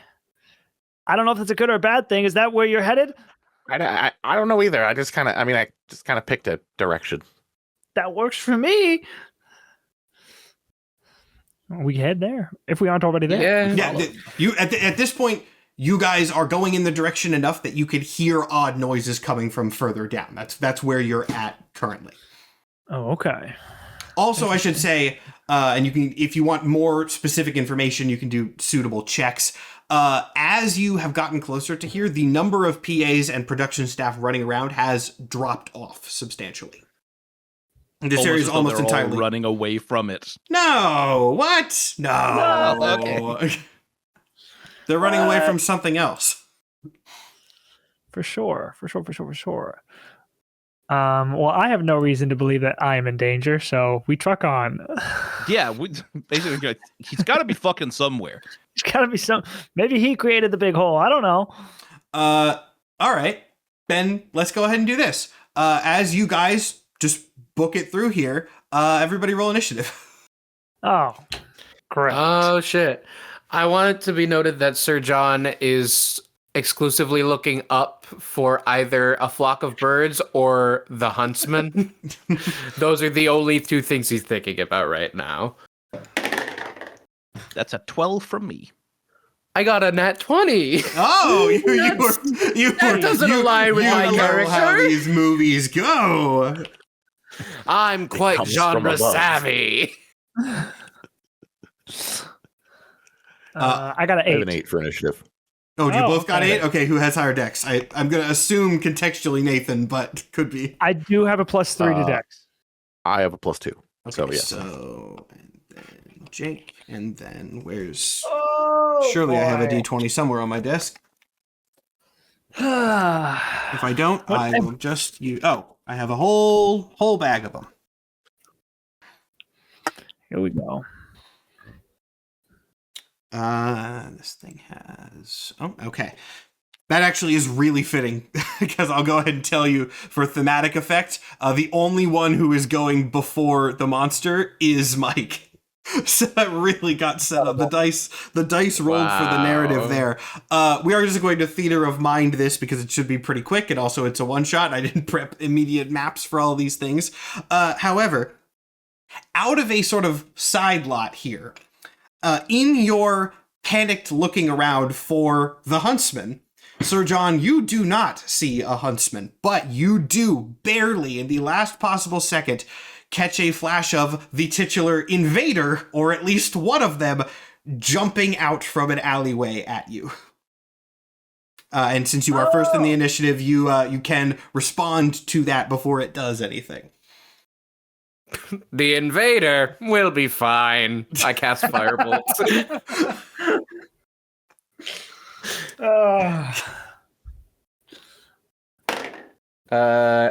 16 to hit. A 16 will hit. You are able to quickly snap around with your knowledge of these movies. You know the weak points of the invaders and where exactly to strike. You've watched the Huntsman beat the shit out of them so many times. Just sort of mimic that guy. Everything's going to be all right. You do hit. Roll me damage. Amazing. Oh. I'm rusty. D10. D10. D10? D10. Yeah. I am Looks like a correct. D10. Oh, yes, that is, well, or a D100, but probably a D10. And either way, Yeah, they function yeah. basically the same thing. Great. Oh, baby. That's two 9s, right? Yeah, that's 2 9s.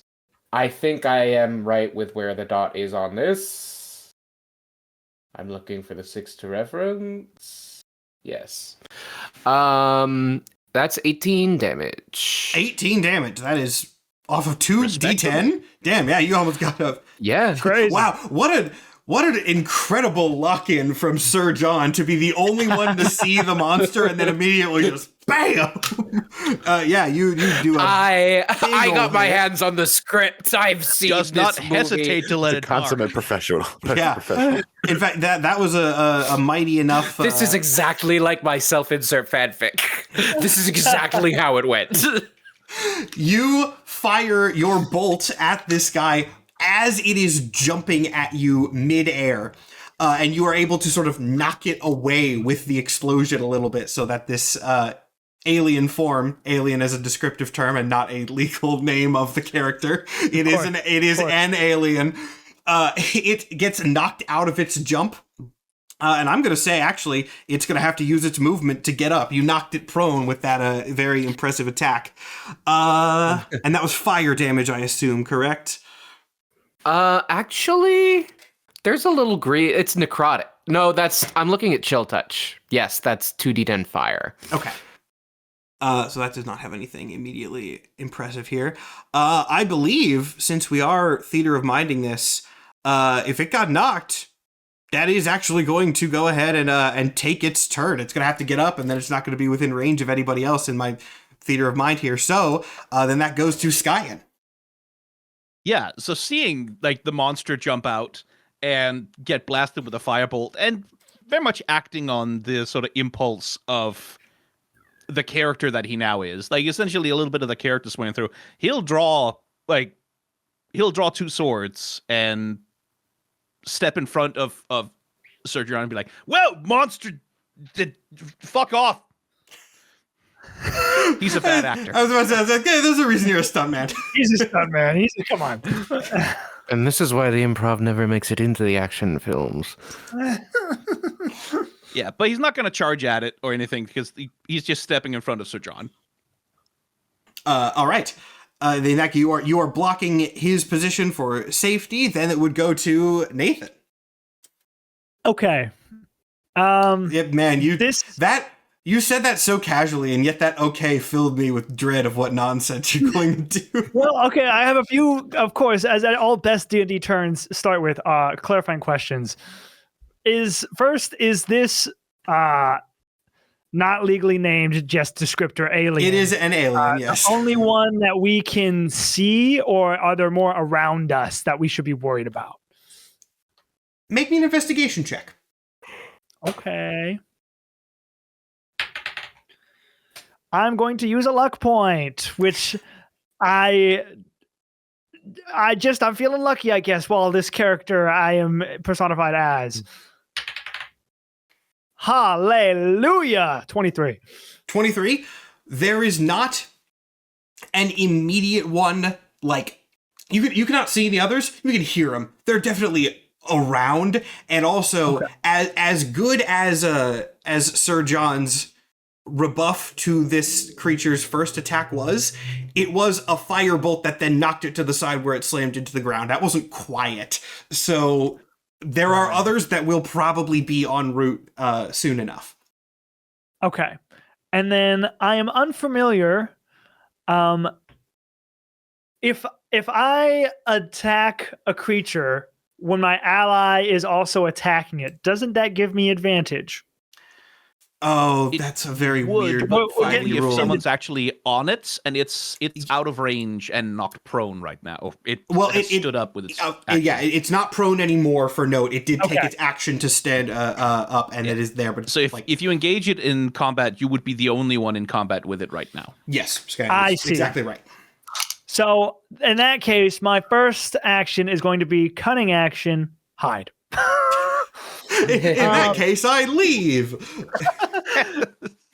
Cunning action, hide. And I don't know, maybe there's just a part of me that as I'm hiding, I don't know, I dive behind one of the various golf carts, and as I'm hiding, maybe like a part of my character, Squire William Bristleheart, in my head, maybe he's infesting my mind, but I'm like, no, this is wrong. This is wrong. I should do something. I unsheathe my short sword. I should do something. No, I should do something. And then I jump out of hiding, hopefully for a surprise attack, get advantage, and do a sneak attack. Okay. I will allow your bullshit. However, you do have to do a stealth check for the hide. Valid. Okay, let's do that. Thankfully, I think my character is giving me some boosts in stealth. Whoo! 25. Yeah, you are able to hide pretty effectively, which also does make sense. This monster was knocked off balance immediately after the fight, and I imagine its attention is probably pretty solidly focused on the very large crystal armored man in front of him, so you are able to hide.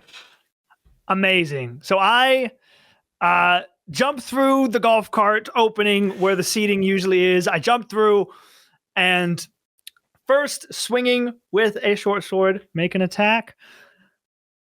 Oh, I get advantage as well. Thank God, because I was in that one. Oh, thank God for advantage. So that's a 2. Plus 6 is an 8. That was a whole lot of build-up to get an 8. Unfortunately, I mean, I think this actually does make sense in context. You're trying to attack a monster after what you yourself described as sort of a headlong dive through a golf cart. That's not exactly proper fighting poise, so you completely whiff. Okay. Well, despite this, I noticed that I am quite good with repositioning when I make mistakes in combat. I have a mastery with short swords and Okay. daggers, so I can make an extra attack, not even as a bonus action. I can just do it, What a but it won't be with large advantage because amount I'm of no bullshit longer. on this turn. I mean, you're playing It a won't be with rogue, right? advantage Yeah. because I fucked that. The cat's out of the bag. And I'm gonna flavor this as I swing with the sword, miss, and go and use the Huntsman gauntlet. and All right. stab it like that. All right, cool. When in doubt, just punch in the face. Thank God. I don't know if that's enough, actually. 13. 13 is actually not going to be enough, unfortunately. Here's so many things. This is why I'm an actor. Unfortunately, none of them did manage to succeed. But dramatically, with flair. Yeah. But dramatically with flair, with a style that looks like he maybe knows what he's doing, but he's just not landing. Hey, look, you're doing stage fighting. You're not supposed to actually hit the guy. That's just your instincts are kicking in. He's not turning when I'm punching. What's happening? Yeah, no, you're not going to get anything there. Jake. All right, well, this was a massive letdown. Okay, so there's still just one. There is that we can see. still just one. Though, yeah, it can kind of be inferred there will likely be more on the way. Okay. Well, I'm just going to keep it simple and keep my distance for now. And I'm actually gonna just send a firebolt there its way. Go with the firebolt. And just a note going forward, any of my fire attacks ignore resistance. Okay. I'm an elemental adept. Good to know. Oh, I have a thing. I might be playing with the new rules because I don't remember this stuff. Yeah, if you are, that is fine. Okay. Not a thing that I could have done, but a thing that I can use next turn. 15 to hit? 15 will do it. I was so close. And actually, I'm not even going to make you roll because you are using a fire attack, and a fire attack is pretty effective on the invaders. So you fire the second firebolt, and this thing does incinerate. I'm not even going to make you do a sort of check for this. I don't think that's necessary. As this creature burns to death, you can tell as you watch it, its form sort of like it becomes distinctly less organic as it melts. It looks like a creature burning at the start, but as it melts and as the fire spreads, no, that is definitely some sort of animatronic puppet prop thing, as if the spell has been dismissed on it now that it has been destroyed. Combat is over. However, if you stay around here without doing anything, it will not be over for long, so I suggest making some sort of move here. Great team effort, guys. I feel like we all did our part. The fuck was that thing? Fucking hell, let's get out of here. That was the Invader.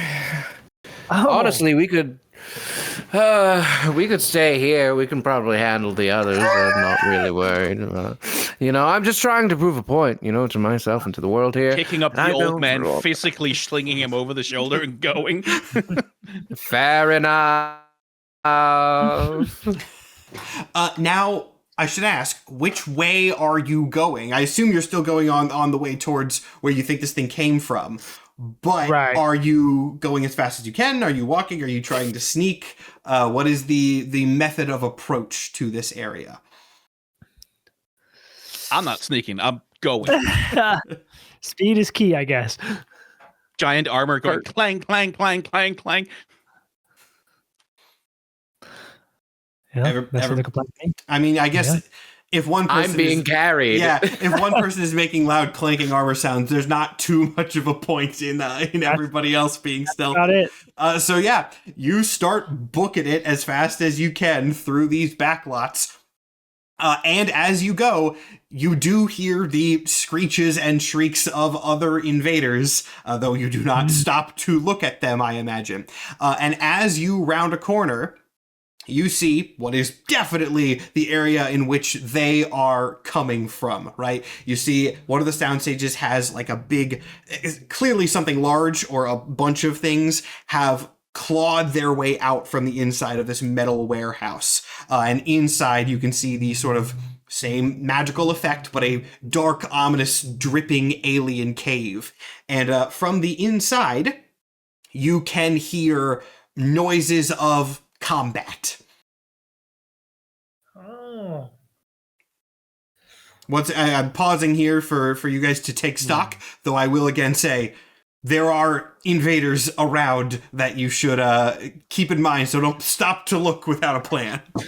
Do we really think that Carter's in there? Good question. Like we hear the Did sounds have, of combat. Do we hear the sounds of people yelling or anything, or is it just clang, clang, clang, smack, boom, boom? It is a there's at this point a lot happening around you. Make me a perception check to get a specific, and anyone can do Anyone? so. Okay. Yeah. Anyone can do perception to get a specific here. Oh, Dirty 20 from me. my dice is hot right now. 22.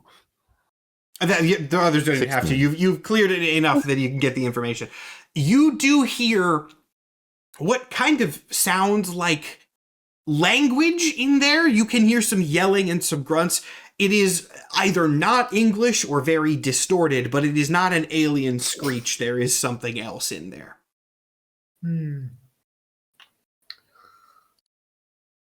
Oh, man. Absent any other indication, I think like my instinct would be like to run inside the building, if only to get away from the aliens chasing us.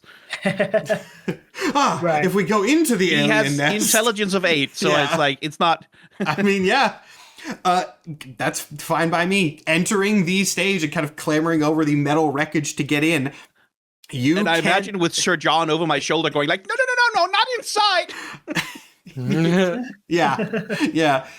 In the dark alien cave set, you can see in the center of a bunch of invaders trying to jump him, the Huntsman, fully armored, wearing a mask with one of his gauntlets, much like the one that Bond is wearing, and he is duking it out with these things. He's having a nice big action hero moment in the center as they're jumping at him and he's stabbing them, grabbing him by the tail, whipping him to the ground. Real cool shot there.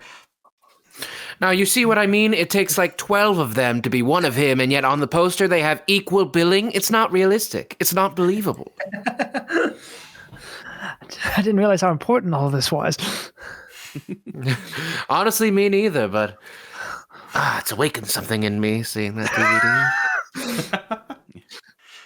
Carter, are you in here? At hearing the name Carter, the Huntsman does react, but maybe not in the way that you would expect. He kind of like perks up for a second and then starts to turn around and then pauses. And then after that, he stabs one more invader that's in front of him and books it in the other direction.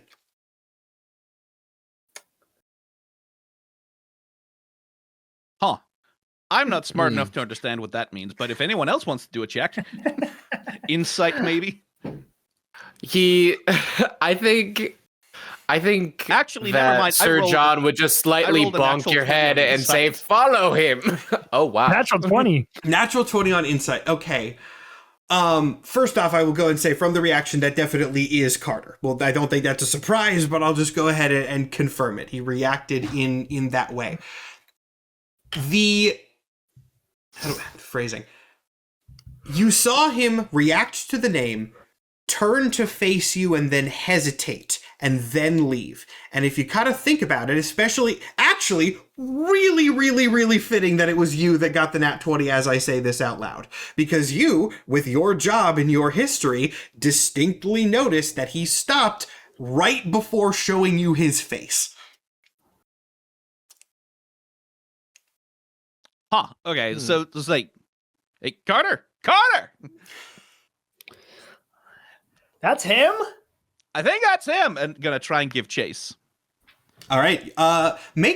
Everyone who is chasing, make me a dexterity check. Because if you're trying to book it through this is like a rocky cave area.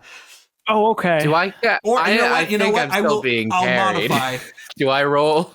Okay, I'll say this: acrobatics or athletics doesn't have to be dexterity. You can use either of those. That'll be fine. I will say I'm carrying the old man if he hasn't insisted on being put down. you can I'm fine up here. you can either let him go and let him run himself, or carry him, and you'll have disadvantage on the check. Okay, disadvantage. I'll take disadvantage if you don't insist on being put down. I'm fine up here. This is a lot of running. I'm 66 years old. This is fine for me if it's fine for you. Yeah, I mean, I have a +9 on athletics, so I rolled a 19 19. Amazing. That's with fine. disadvantage. 15 over here. Also For fine. acrobatics. Mike's is not relevant, so Jake. 19. Oh, perfect. Ooh. All of you guys actually nail this and are able to catch up to the fleeing Carter pretty easily. He does eventually run like into the sort of edge barrier of this set, much like there was in the last one. And so you're able to kind of corner him. Even when cornered, though, he is still with his sort of face to the wall.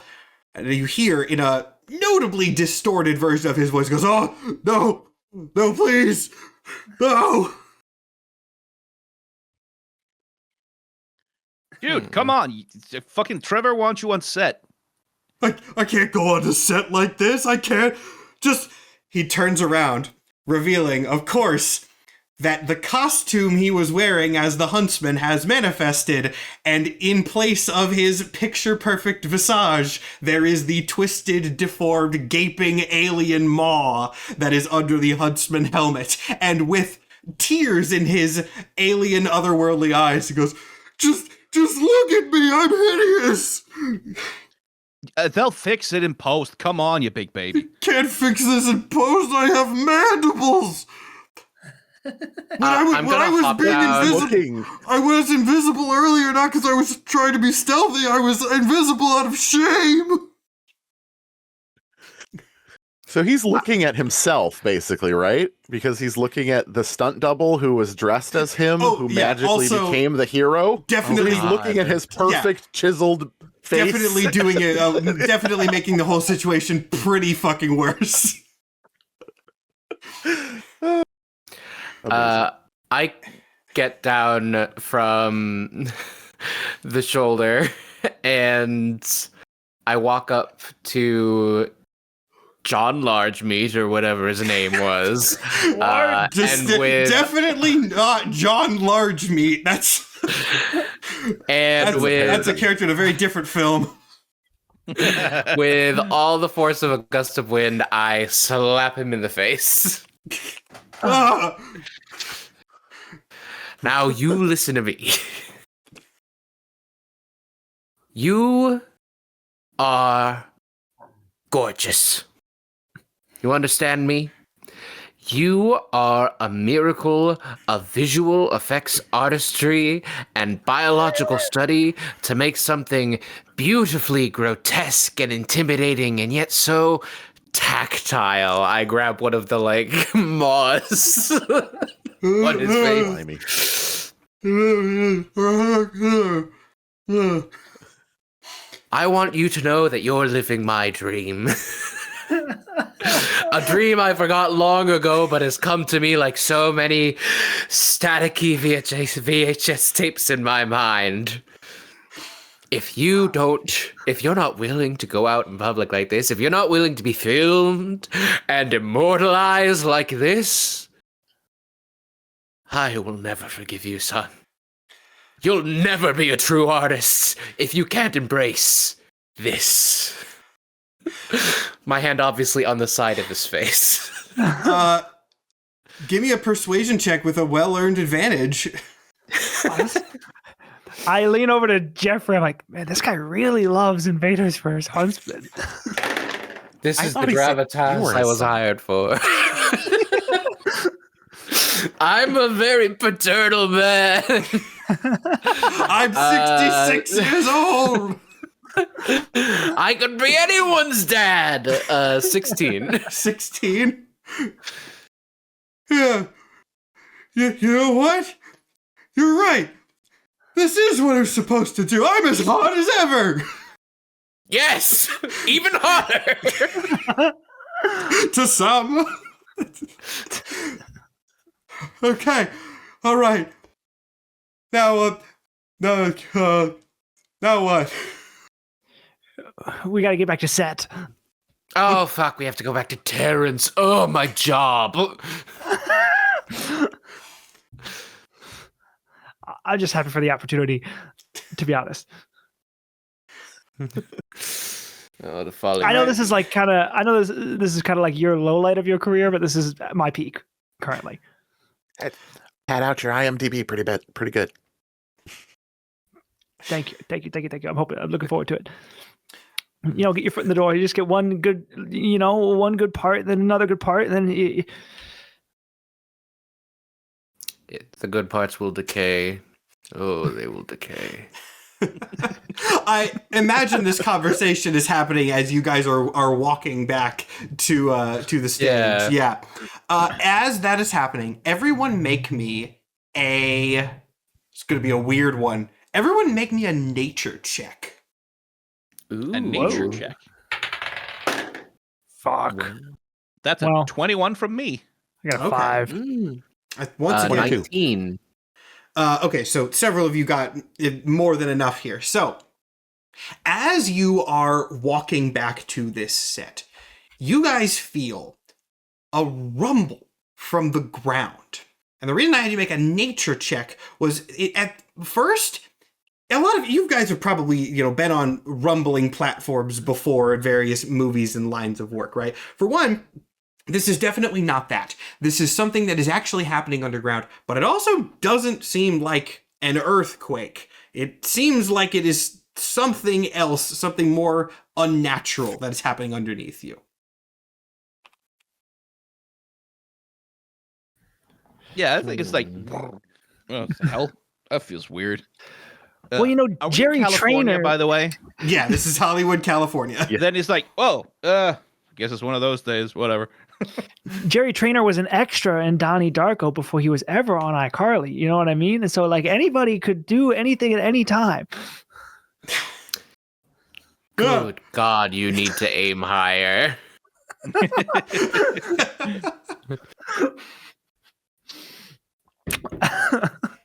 I mean, used to be you could just get on a syndicated show and the residuals last for a bit, but fucking streaming, man. Residuals, what is that? Oh, God.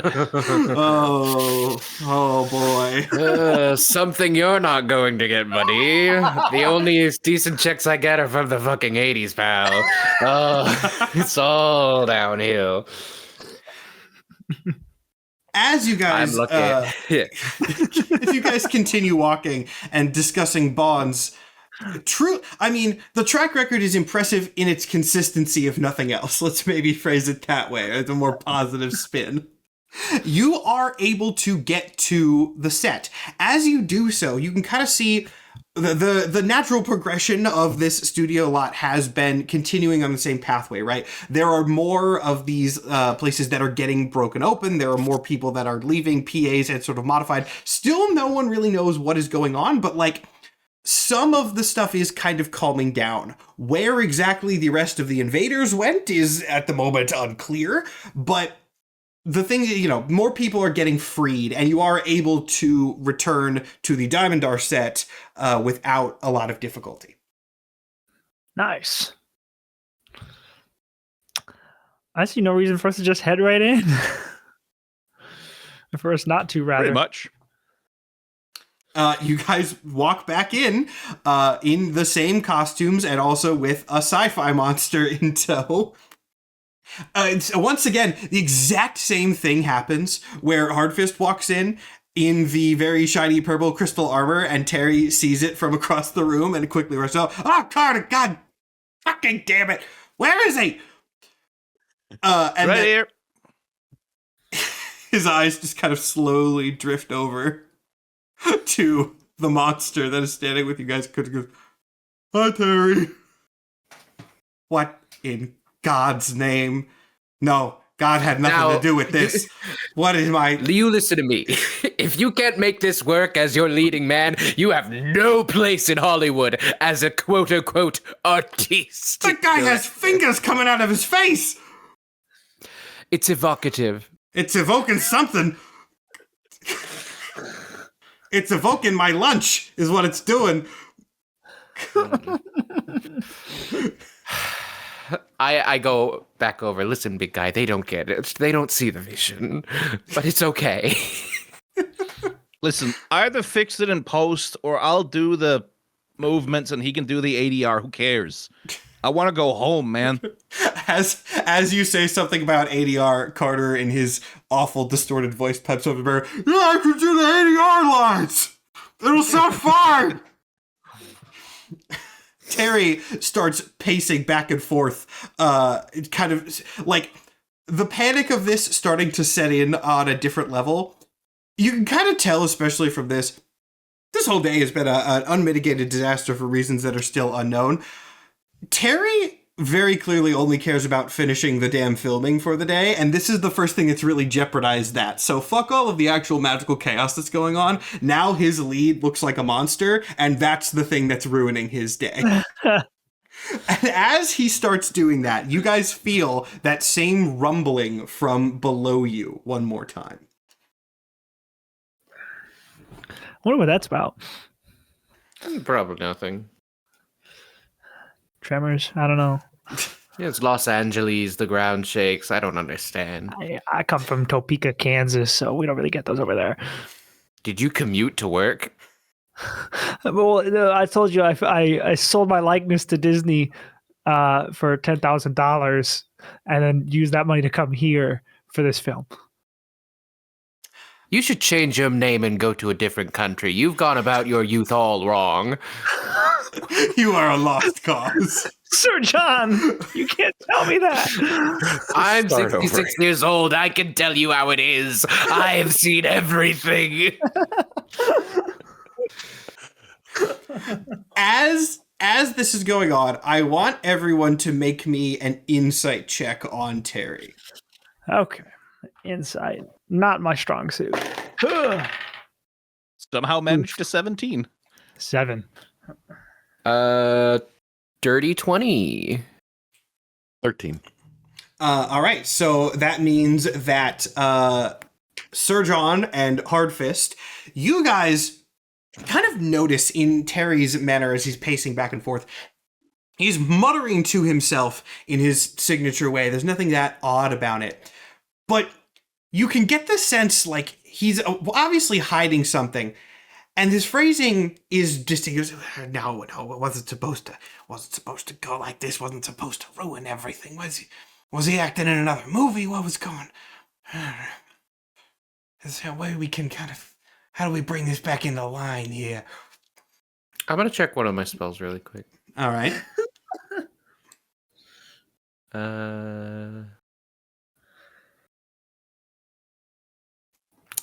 Yeah. I think those words are interesting enough.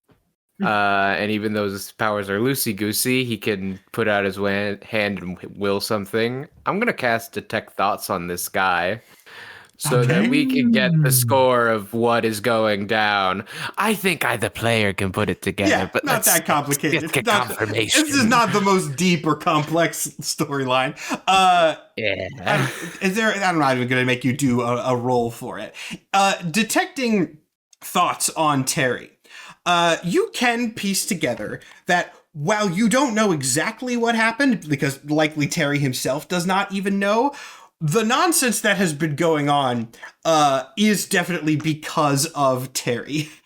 He was definitely the one to cause it, and the specific things that he's sort of muttering to himself, one of the reasons that this was ruined is that it was supposed to make the people fit their roles for the movie better. better. But Carter, which he did not disclose to Terry beforehand, was acting in 2 big budget films at the same time. And therefore, it got a little bit mistargeted. And instead of becoming Diamondar, he ended up becoming the Huntsman, which then spiraled and caused all sorts of nonsense to spill out from the spell going awry. Again, I should note, Terry himself did not cast the spell, but he requested or commissioned it. You can't get the specifics from his sort of, how do we fix it, panicking right now. Contract work. Classic. Great. I turn to our merry band. Gentlemen, let's huddle. You two Huntsman, let's... Me? Yeah, okay. Yes. You used to call me Carter. His voice is getting distinctly sadder the longer which is not the intent, but it is working. It's just like one of those actors roundtables. Now, while I don't fully get your displeasure for it, you're not very happy with the form you've currently taken, yes? So, Terry did it. So use your new beautiful big body to, I don't know, kill Terry. And I think that we lads should support him in that endeavor. Yes? Okay. All right, great. He leaves the huddle and starts walking towards Terry. But how am I going to get paid? Yeah.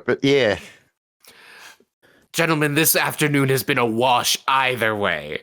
I don't think there is any amount of hazard pay that covers this exact scenario. And Terry did let's call it satirical bullshit.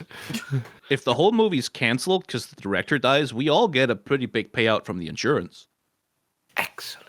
Oh, okay. Yeah, you guys Sir know John best. You better Sir John daps you up. You aren't sure how he knows how to do that. His grandson taught him once or something. I don't know. I mean, I learned it on the if we birds kill too, him, believe it am or I gonna am I gonna stay 3 foot tall and green? Probably not. I don't know. Well, I've seen scripts like this before. You destroy the magical thing, the magic stops, and the land returns to peace. What have you? God, what drivel! How do we know that he's the magical I was thing? about to know. though? I said distinctly one thing just that a you guy. can pick up is, again, Terry himself did not cast this spell. And while we're standing there arguing about it from behind us, hey Carter, what are you doing? Yeah, no, you do have 3 seconds to stop Carter from stabbing him right through the heart. I cast levitate on him. Sure, I'm not even gonna. That's funny Come enough. on. I'm not even gonna make you read the rules. Doof, and he just floats. I turned to Jeffrey. Come on, we don't even like Terry. Even if we don't have to, why can't we? You know, We need more information before we just kill him. Fine. I don't want to stay like this. Very well. I will watch the Huntsman kill something, though, because I really want to do that. Someone give me a PA. Let him down.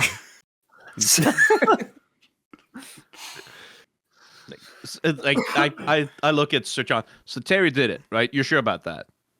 Terry had a hand in it. Maybe he didn't do it, but I assume it's similar to how he enacts the will of the producers. You know, he's the man on the ground, but there's some higher power that we could get to, possibly through Terry. By the way, I magically read his thoughts. That's how I know. So, whoa. You guys got all this cool stuff. Not the weirdest thing that's happened today. Terry! Huh?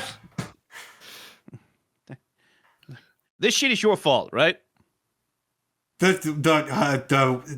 got no idea what you're talking about, but I read your mind, Terry. It's your fault. You might want to wash your mind if you read talk mine. To animals, points at the goblin. He could. Look, I don't know what you may have seen in there. I don't know if you saw anything that may or may not be considered incriminating. But I also do not think that mind reading is admissible in a court of law. So, what are you gonna do? Well, I think if you die in a fantasy land, that's not admissible either. We could put the Huntsman down. Would you like us to? I would prefer you didn't. Very well. Then explain to us what the fuck is going on. He kind of like looks around at you guys. He scans again. He looks up at Carter, who is still kind of just aimlessly sort of cartwheeling through the air as he flails around and tries to gain purchase. He hits his invisibility thing on and off a couple of times like that's going to do anything. And then after glancing back down, he goes, look, you guys, Carter John Strong's a fucking idiot. He's a horrible actor. We all know he's a horrible actor. And he only got this far in the business because of his beautiful, beautiful face, which is now covered in alien fingers. So when I saw that he couldn't even do the most basic of scenes, hell, he didn't even remember who his squire was. He gestures over at you, Bon. That did happen. I figured that he would need some sort of a boost, so I went to one of my buddies who I do not do cocaine with on occasion. He happens to have some occult connections, some money exchanged hands. This isn't that uncommon in the business. This is just kind of how it works. You think the Avatar movies look like that naturally? I mean, what are you talking about? This is just a mistake on the job. It's risks to the business. It's really his fault. I think like It's movie Jack is magic. slowly going to be drawing his glowing sword out of the scabbard as Terry is talking. It's like, yeah, there's a way to make it stop, right? Yeah, probably. You have a way to make it stop. I can call one of my buddies, and he may or may not be able to make it. I'm a director. I'm not in effects. He starts kind of slowly backing away. One hand on his shoulder, right? Like the other hand with the sword. You're gonna make it stop. You're gonna make it stop now, Terry, because I want to go home.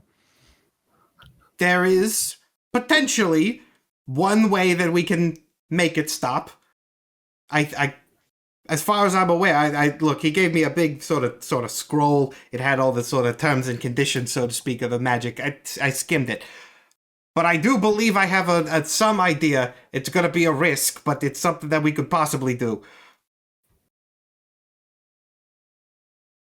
Oh, you guys want me to tell you? Now, Terry. Right. So the magic is supposed to apply to the sort of scene, right? It's not supposed to boil over into things like this. So if we can find some way to conclude the scene in such a ridiculous fashion that there's nowhere else we could go, that should make the movie magic, as it was phrased so eloquently earlier, stop. Because if there's nowhere left to go, then we can't go anywhere. So basically what I'm telling you is the way to get this to stop is we have to jump the shark as far as we possibly fucking can, and then there's just nowhere else that the plotline can go. I think. I skimmed the magic. Again, I'm not an expert on this. Oh. All right, so what? Someone has to turn out to be someone's lost twin or whatever? It could possibly do it. I don't know. It's a lot. I know this is not a promising solution. I know, but is there any? You guys clearly went on some sort of vague, strange adventure while I was hanging out here and going to find Carter.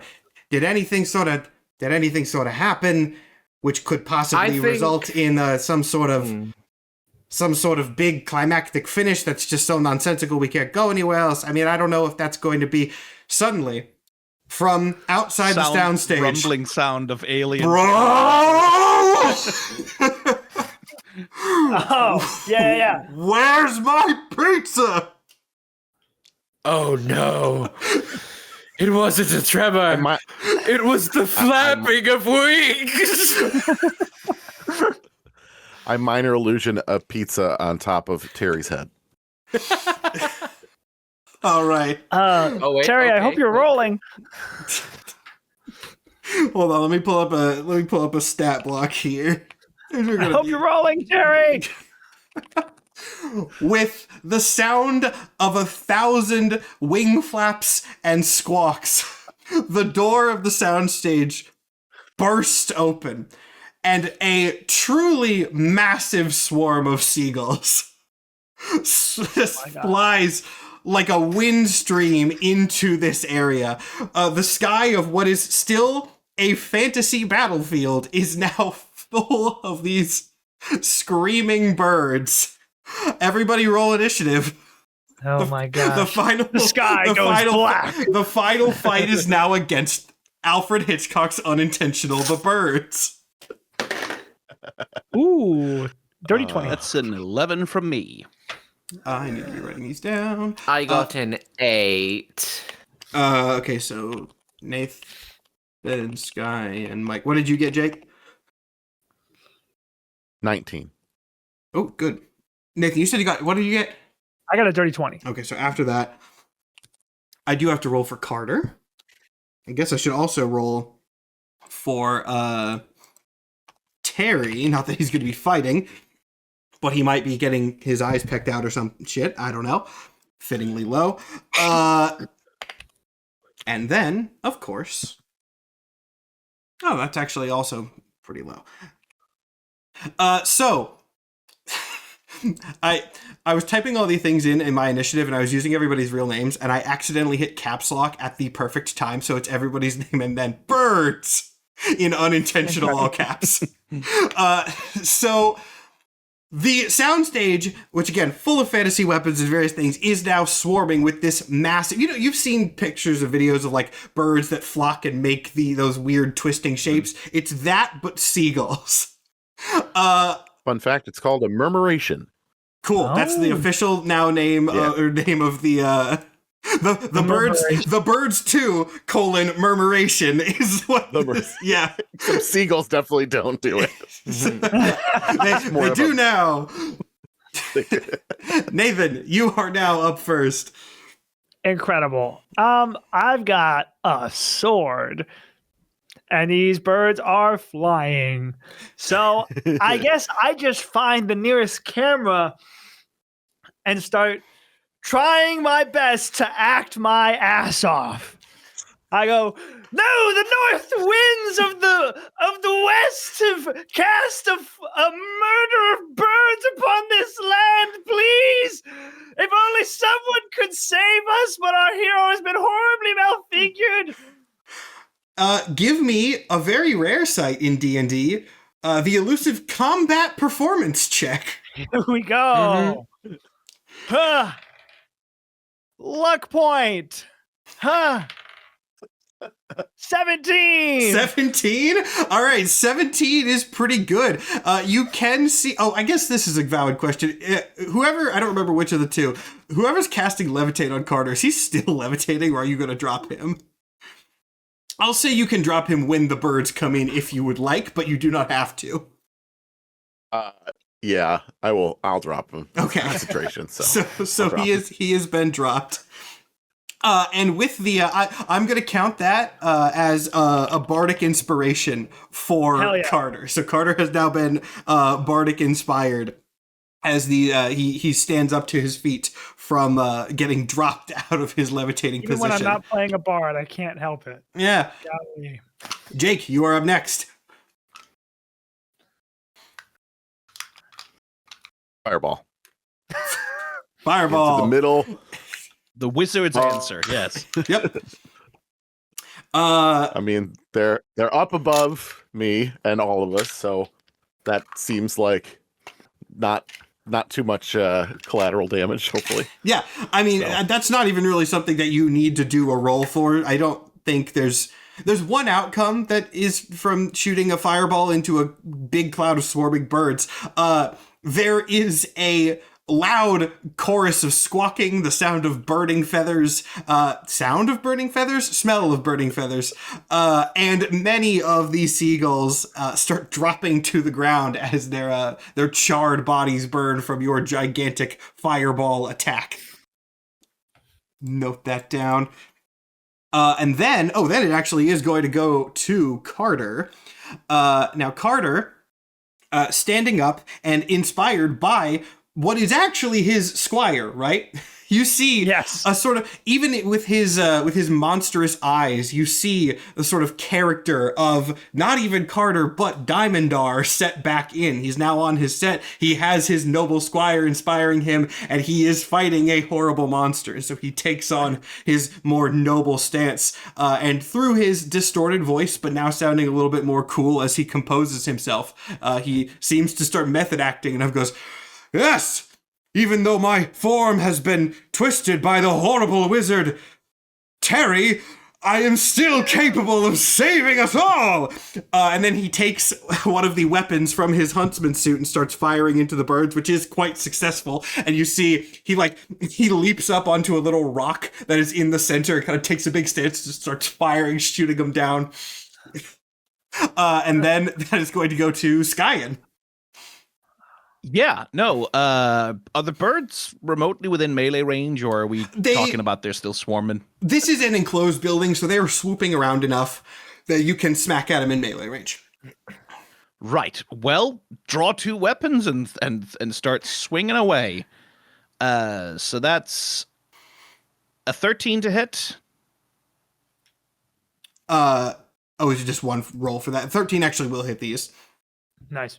Okay, so that we start with 5 slashing damage, and then the other sword, that's an 8 to hit. I imagine that's a miss. 8 will be a miss, yes. Cool. And then my other attack, which is a 14 to hit, so that's another 4 slashing damage.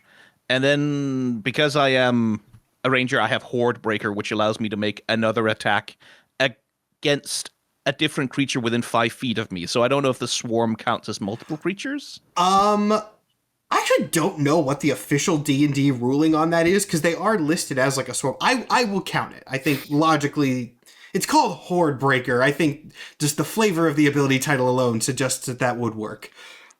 It certainly feels that way. That's a 17 and another 4 slashing damage. So that's 5 for 4. That's 13 damage in all. Okay, excellent. Yeah, you're able to cut down And a bunch of them. Bonus action, Hunter's Mark cast on the creatures. Cool. Then going to Mike. Hooray! Related question to how that interacted with Skyen's ability. I am planning to cast Chromatic Orb, which has an effect where if you get 2 of the same number on your damage dice, it can leap to another target. Would you allow it to leap to a different part of the swarm, or if you happen to hit it, I'll say it bounces through the swarm.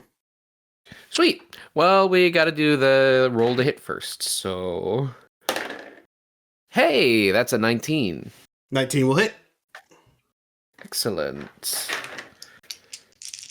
I cast it at a 2nd level. Hiya. No matches, but we got 21 damage. Is a tidy sum. Even without the bounce, that is a ton of damage. So I'll describe this turn in full. We are now back in the battle scene from the cold open of this episode. We see our heroes as the camera pans all around as the swarm of very out of place seagulls in this fantasy land swoops down and attacks them. We have the squire nobly calling out to his heroic knight to charge through this curse that has afflicted him. That does, then we go over to Jake, actually. Jake, the goblin wizard from his smaller position, raises his hands to the sky and a mighty burst of flame shoots out, causing many charred seagulls to fall to the earth around him. Carter, inspired by his squire's words, takes his dramatic hero stance as he starts blasting the monsters out of the sky. Basically, the other Carter stands next to him, cutting down any that may stray into his path. Then we have the old man wizard, having given plenty of speeches in this, now decides it is time for direct action and begins firing his mystical blast at the creatures. And then right past the camera in the middle of the shot, we have Terry with a minor illusioned pizza on his head, frantically swatting at a bunch of seagulls. Ah, God! Oh! Fuck! Ah! What the hell? Somebody help! Great evil always looks far stupider in person than you could ever realize. That's going to be Terry's entire turn. So now it's going to be the birds. Birds who got a nat 20 on Terry. Wow! So Terry's gonna die. Terry's gonna die. Terry, Insurance payout. Insurance payout. I wasn't expecting to. He's basically a commoner. How about D&D? They have like 8 HP. Commoner 4 health. HP, I think. 4. D&D. I They really have like an Four, HP yeah. of 5, if I remember right. 4, and he's kind of out of shape, so it's definitely not going to go any higher than that. Their attack is quite low, but it is all right. With You know, that, a bird's natural prey is It a has- director. We okay. learned that on the birds Okay. too. So here's the really fucking wild thing, right? If I'm gonna just do the easy thing for dice rolls and just take the average that they have. Swarms have a thing where if their hit points drop below half, then their attacks get lowered in damage. Terry has 4 health. The lowered attack damage from the swarm is 3. And they roll the 20, thus killing Yeah! if they hadn't rolled a 20, Serves Terry him right. would be alive. So we pan around from the dramatic hero shot of everyone fighting the horde of seagulls, and Terry's fucking dead on the ground being pecked at by birds. Family Guy death pose with And- birds pecking at him. And from Terry's corpse, a wave of magic emits. And as that wave passes, everything returns to its normal state, including you guys. Also, the birds, the swarm of birds, who were also, of course, part of the sort of movie magic, do dissipate, save for one remaining bird still pecking at Terry's head, which the pizza does go away with the illusion. This, of course, being the bird that was spoken to originally. Right as the magic reaches Jeffrey, the seagull turns to him before the last vestiges of animal speaking fade and go, "Bro, that was not cool, man." And then you just hear squawking as I flip him off as I turn from goblin into human with ping pong balls all over me. and as the soundstage returns to normal, the orchestral music that did diegetically start playing in this final fight fades, to be replaced by the sounds of like burning and fire engine sirens, because every bit of damage that happened during this incident was still real. But the magic has faded and the crisis has been averted. Congratulations to our noble actors. You have survived the incident. If there is anything you'd like to do in the wrap up or say to each other in the interim, you may do so now. Wow. I need to call my agent and I prepare need to her call for a big influx of calls about to come after this movie releases. Damn, there's nothing left in the fucking concessions. I want to go home. And with the concessions table, Oh, hey, Jeff. still Haven't seen you all somewhat day. I call my agent. Listen, if you cannot get me in that Invaders versus Huntsman movie, you are fired. After the day I had today, you need to get me on that movie, or you're fired.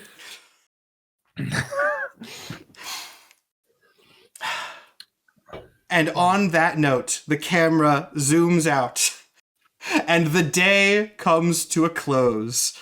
The movie did eventually release. Diamond Dar, Gem Warrior, Gem Knight, I don't even remember what I call my own movie. Diamond Dar, Gem Knight was fine. It has like a 74% on Rotten Tomatoes, and it made its budget back enough once you factor in international markets. Invaders versus Huntsman was a smashing blockbuster success, and you did get a role in it, Sir John, I'm happy to say. Bon, who knows if you were able to get your mess of contracts worked out? As for Jeffrey and Hardfist, I mean, you guys were working actors anyway, and with this incident under your belt, you continue to be. That shall conclude D&Dorks Give It a Shot, Stars Align. Thank you all so much for playing and for indulging what I promised was a stupid bullshit shenanigans one shot. I do hope you enjoyed it. I had a lot of fun. I think this one turned out great. Yeah. The shenanigans were bullshit. It was indeed so.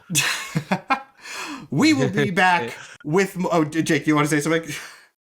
I was going to say, I propose that the after credits scene is Bon scrolling his IMDb page, and it's just full of so much stuff, but it's all his AI copy that he sold.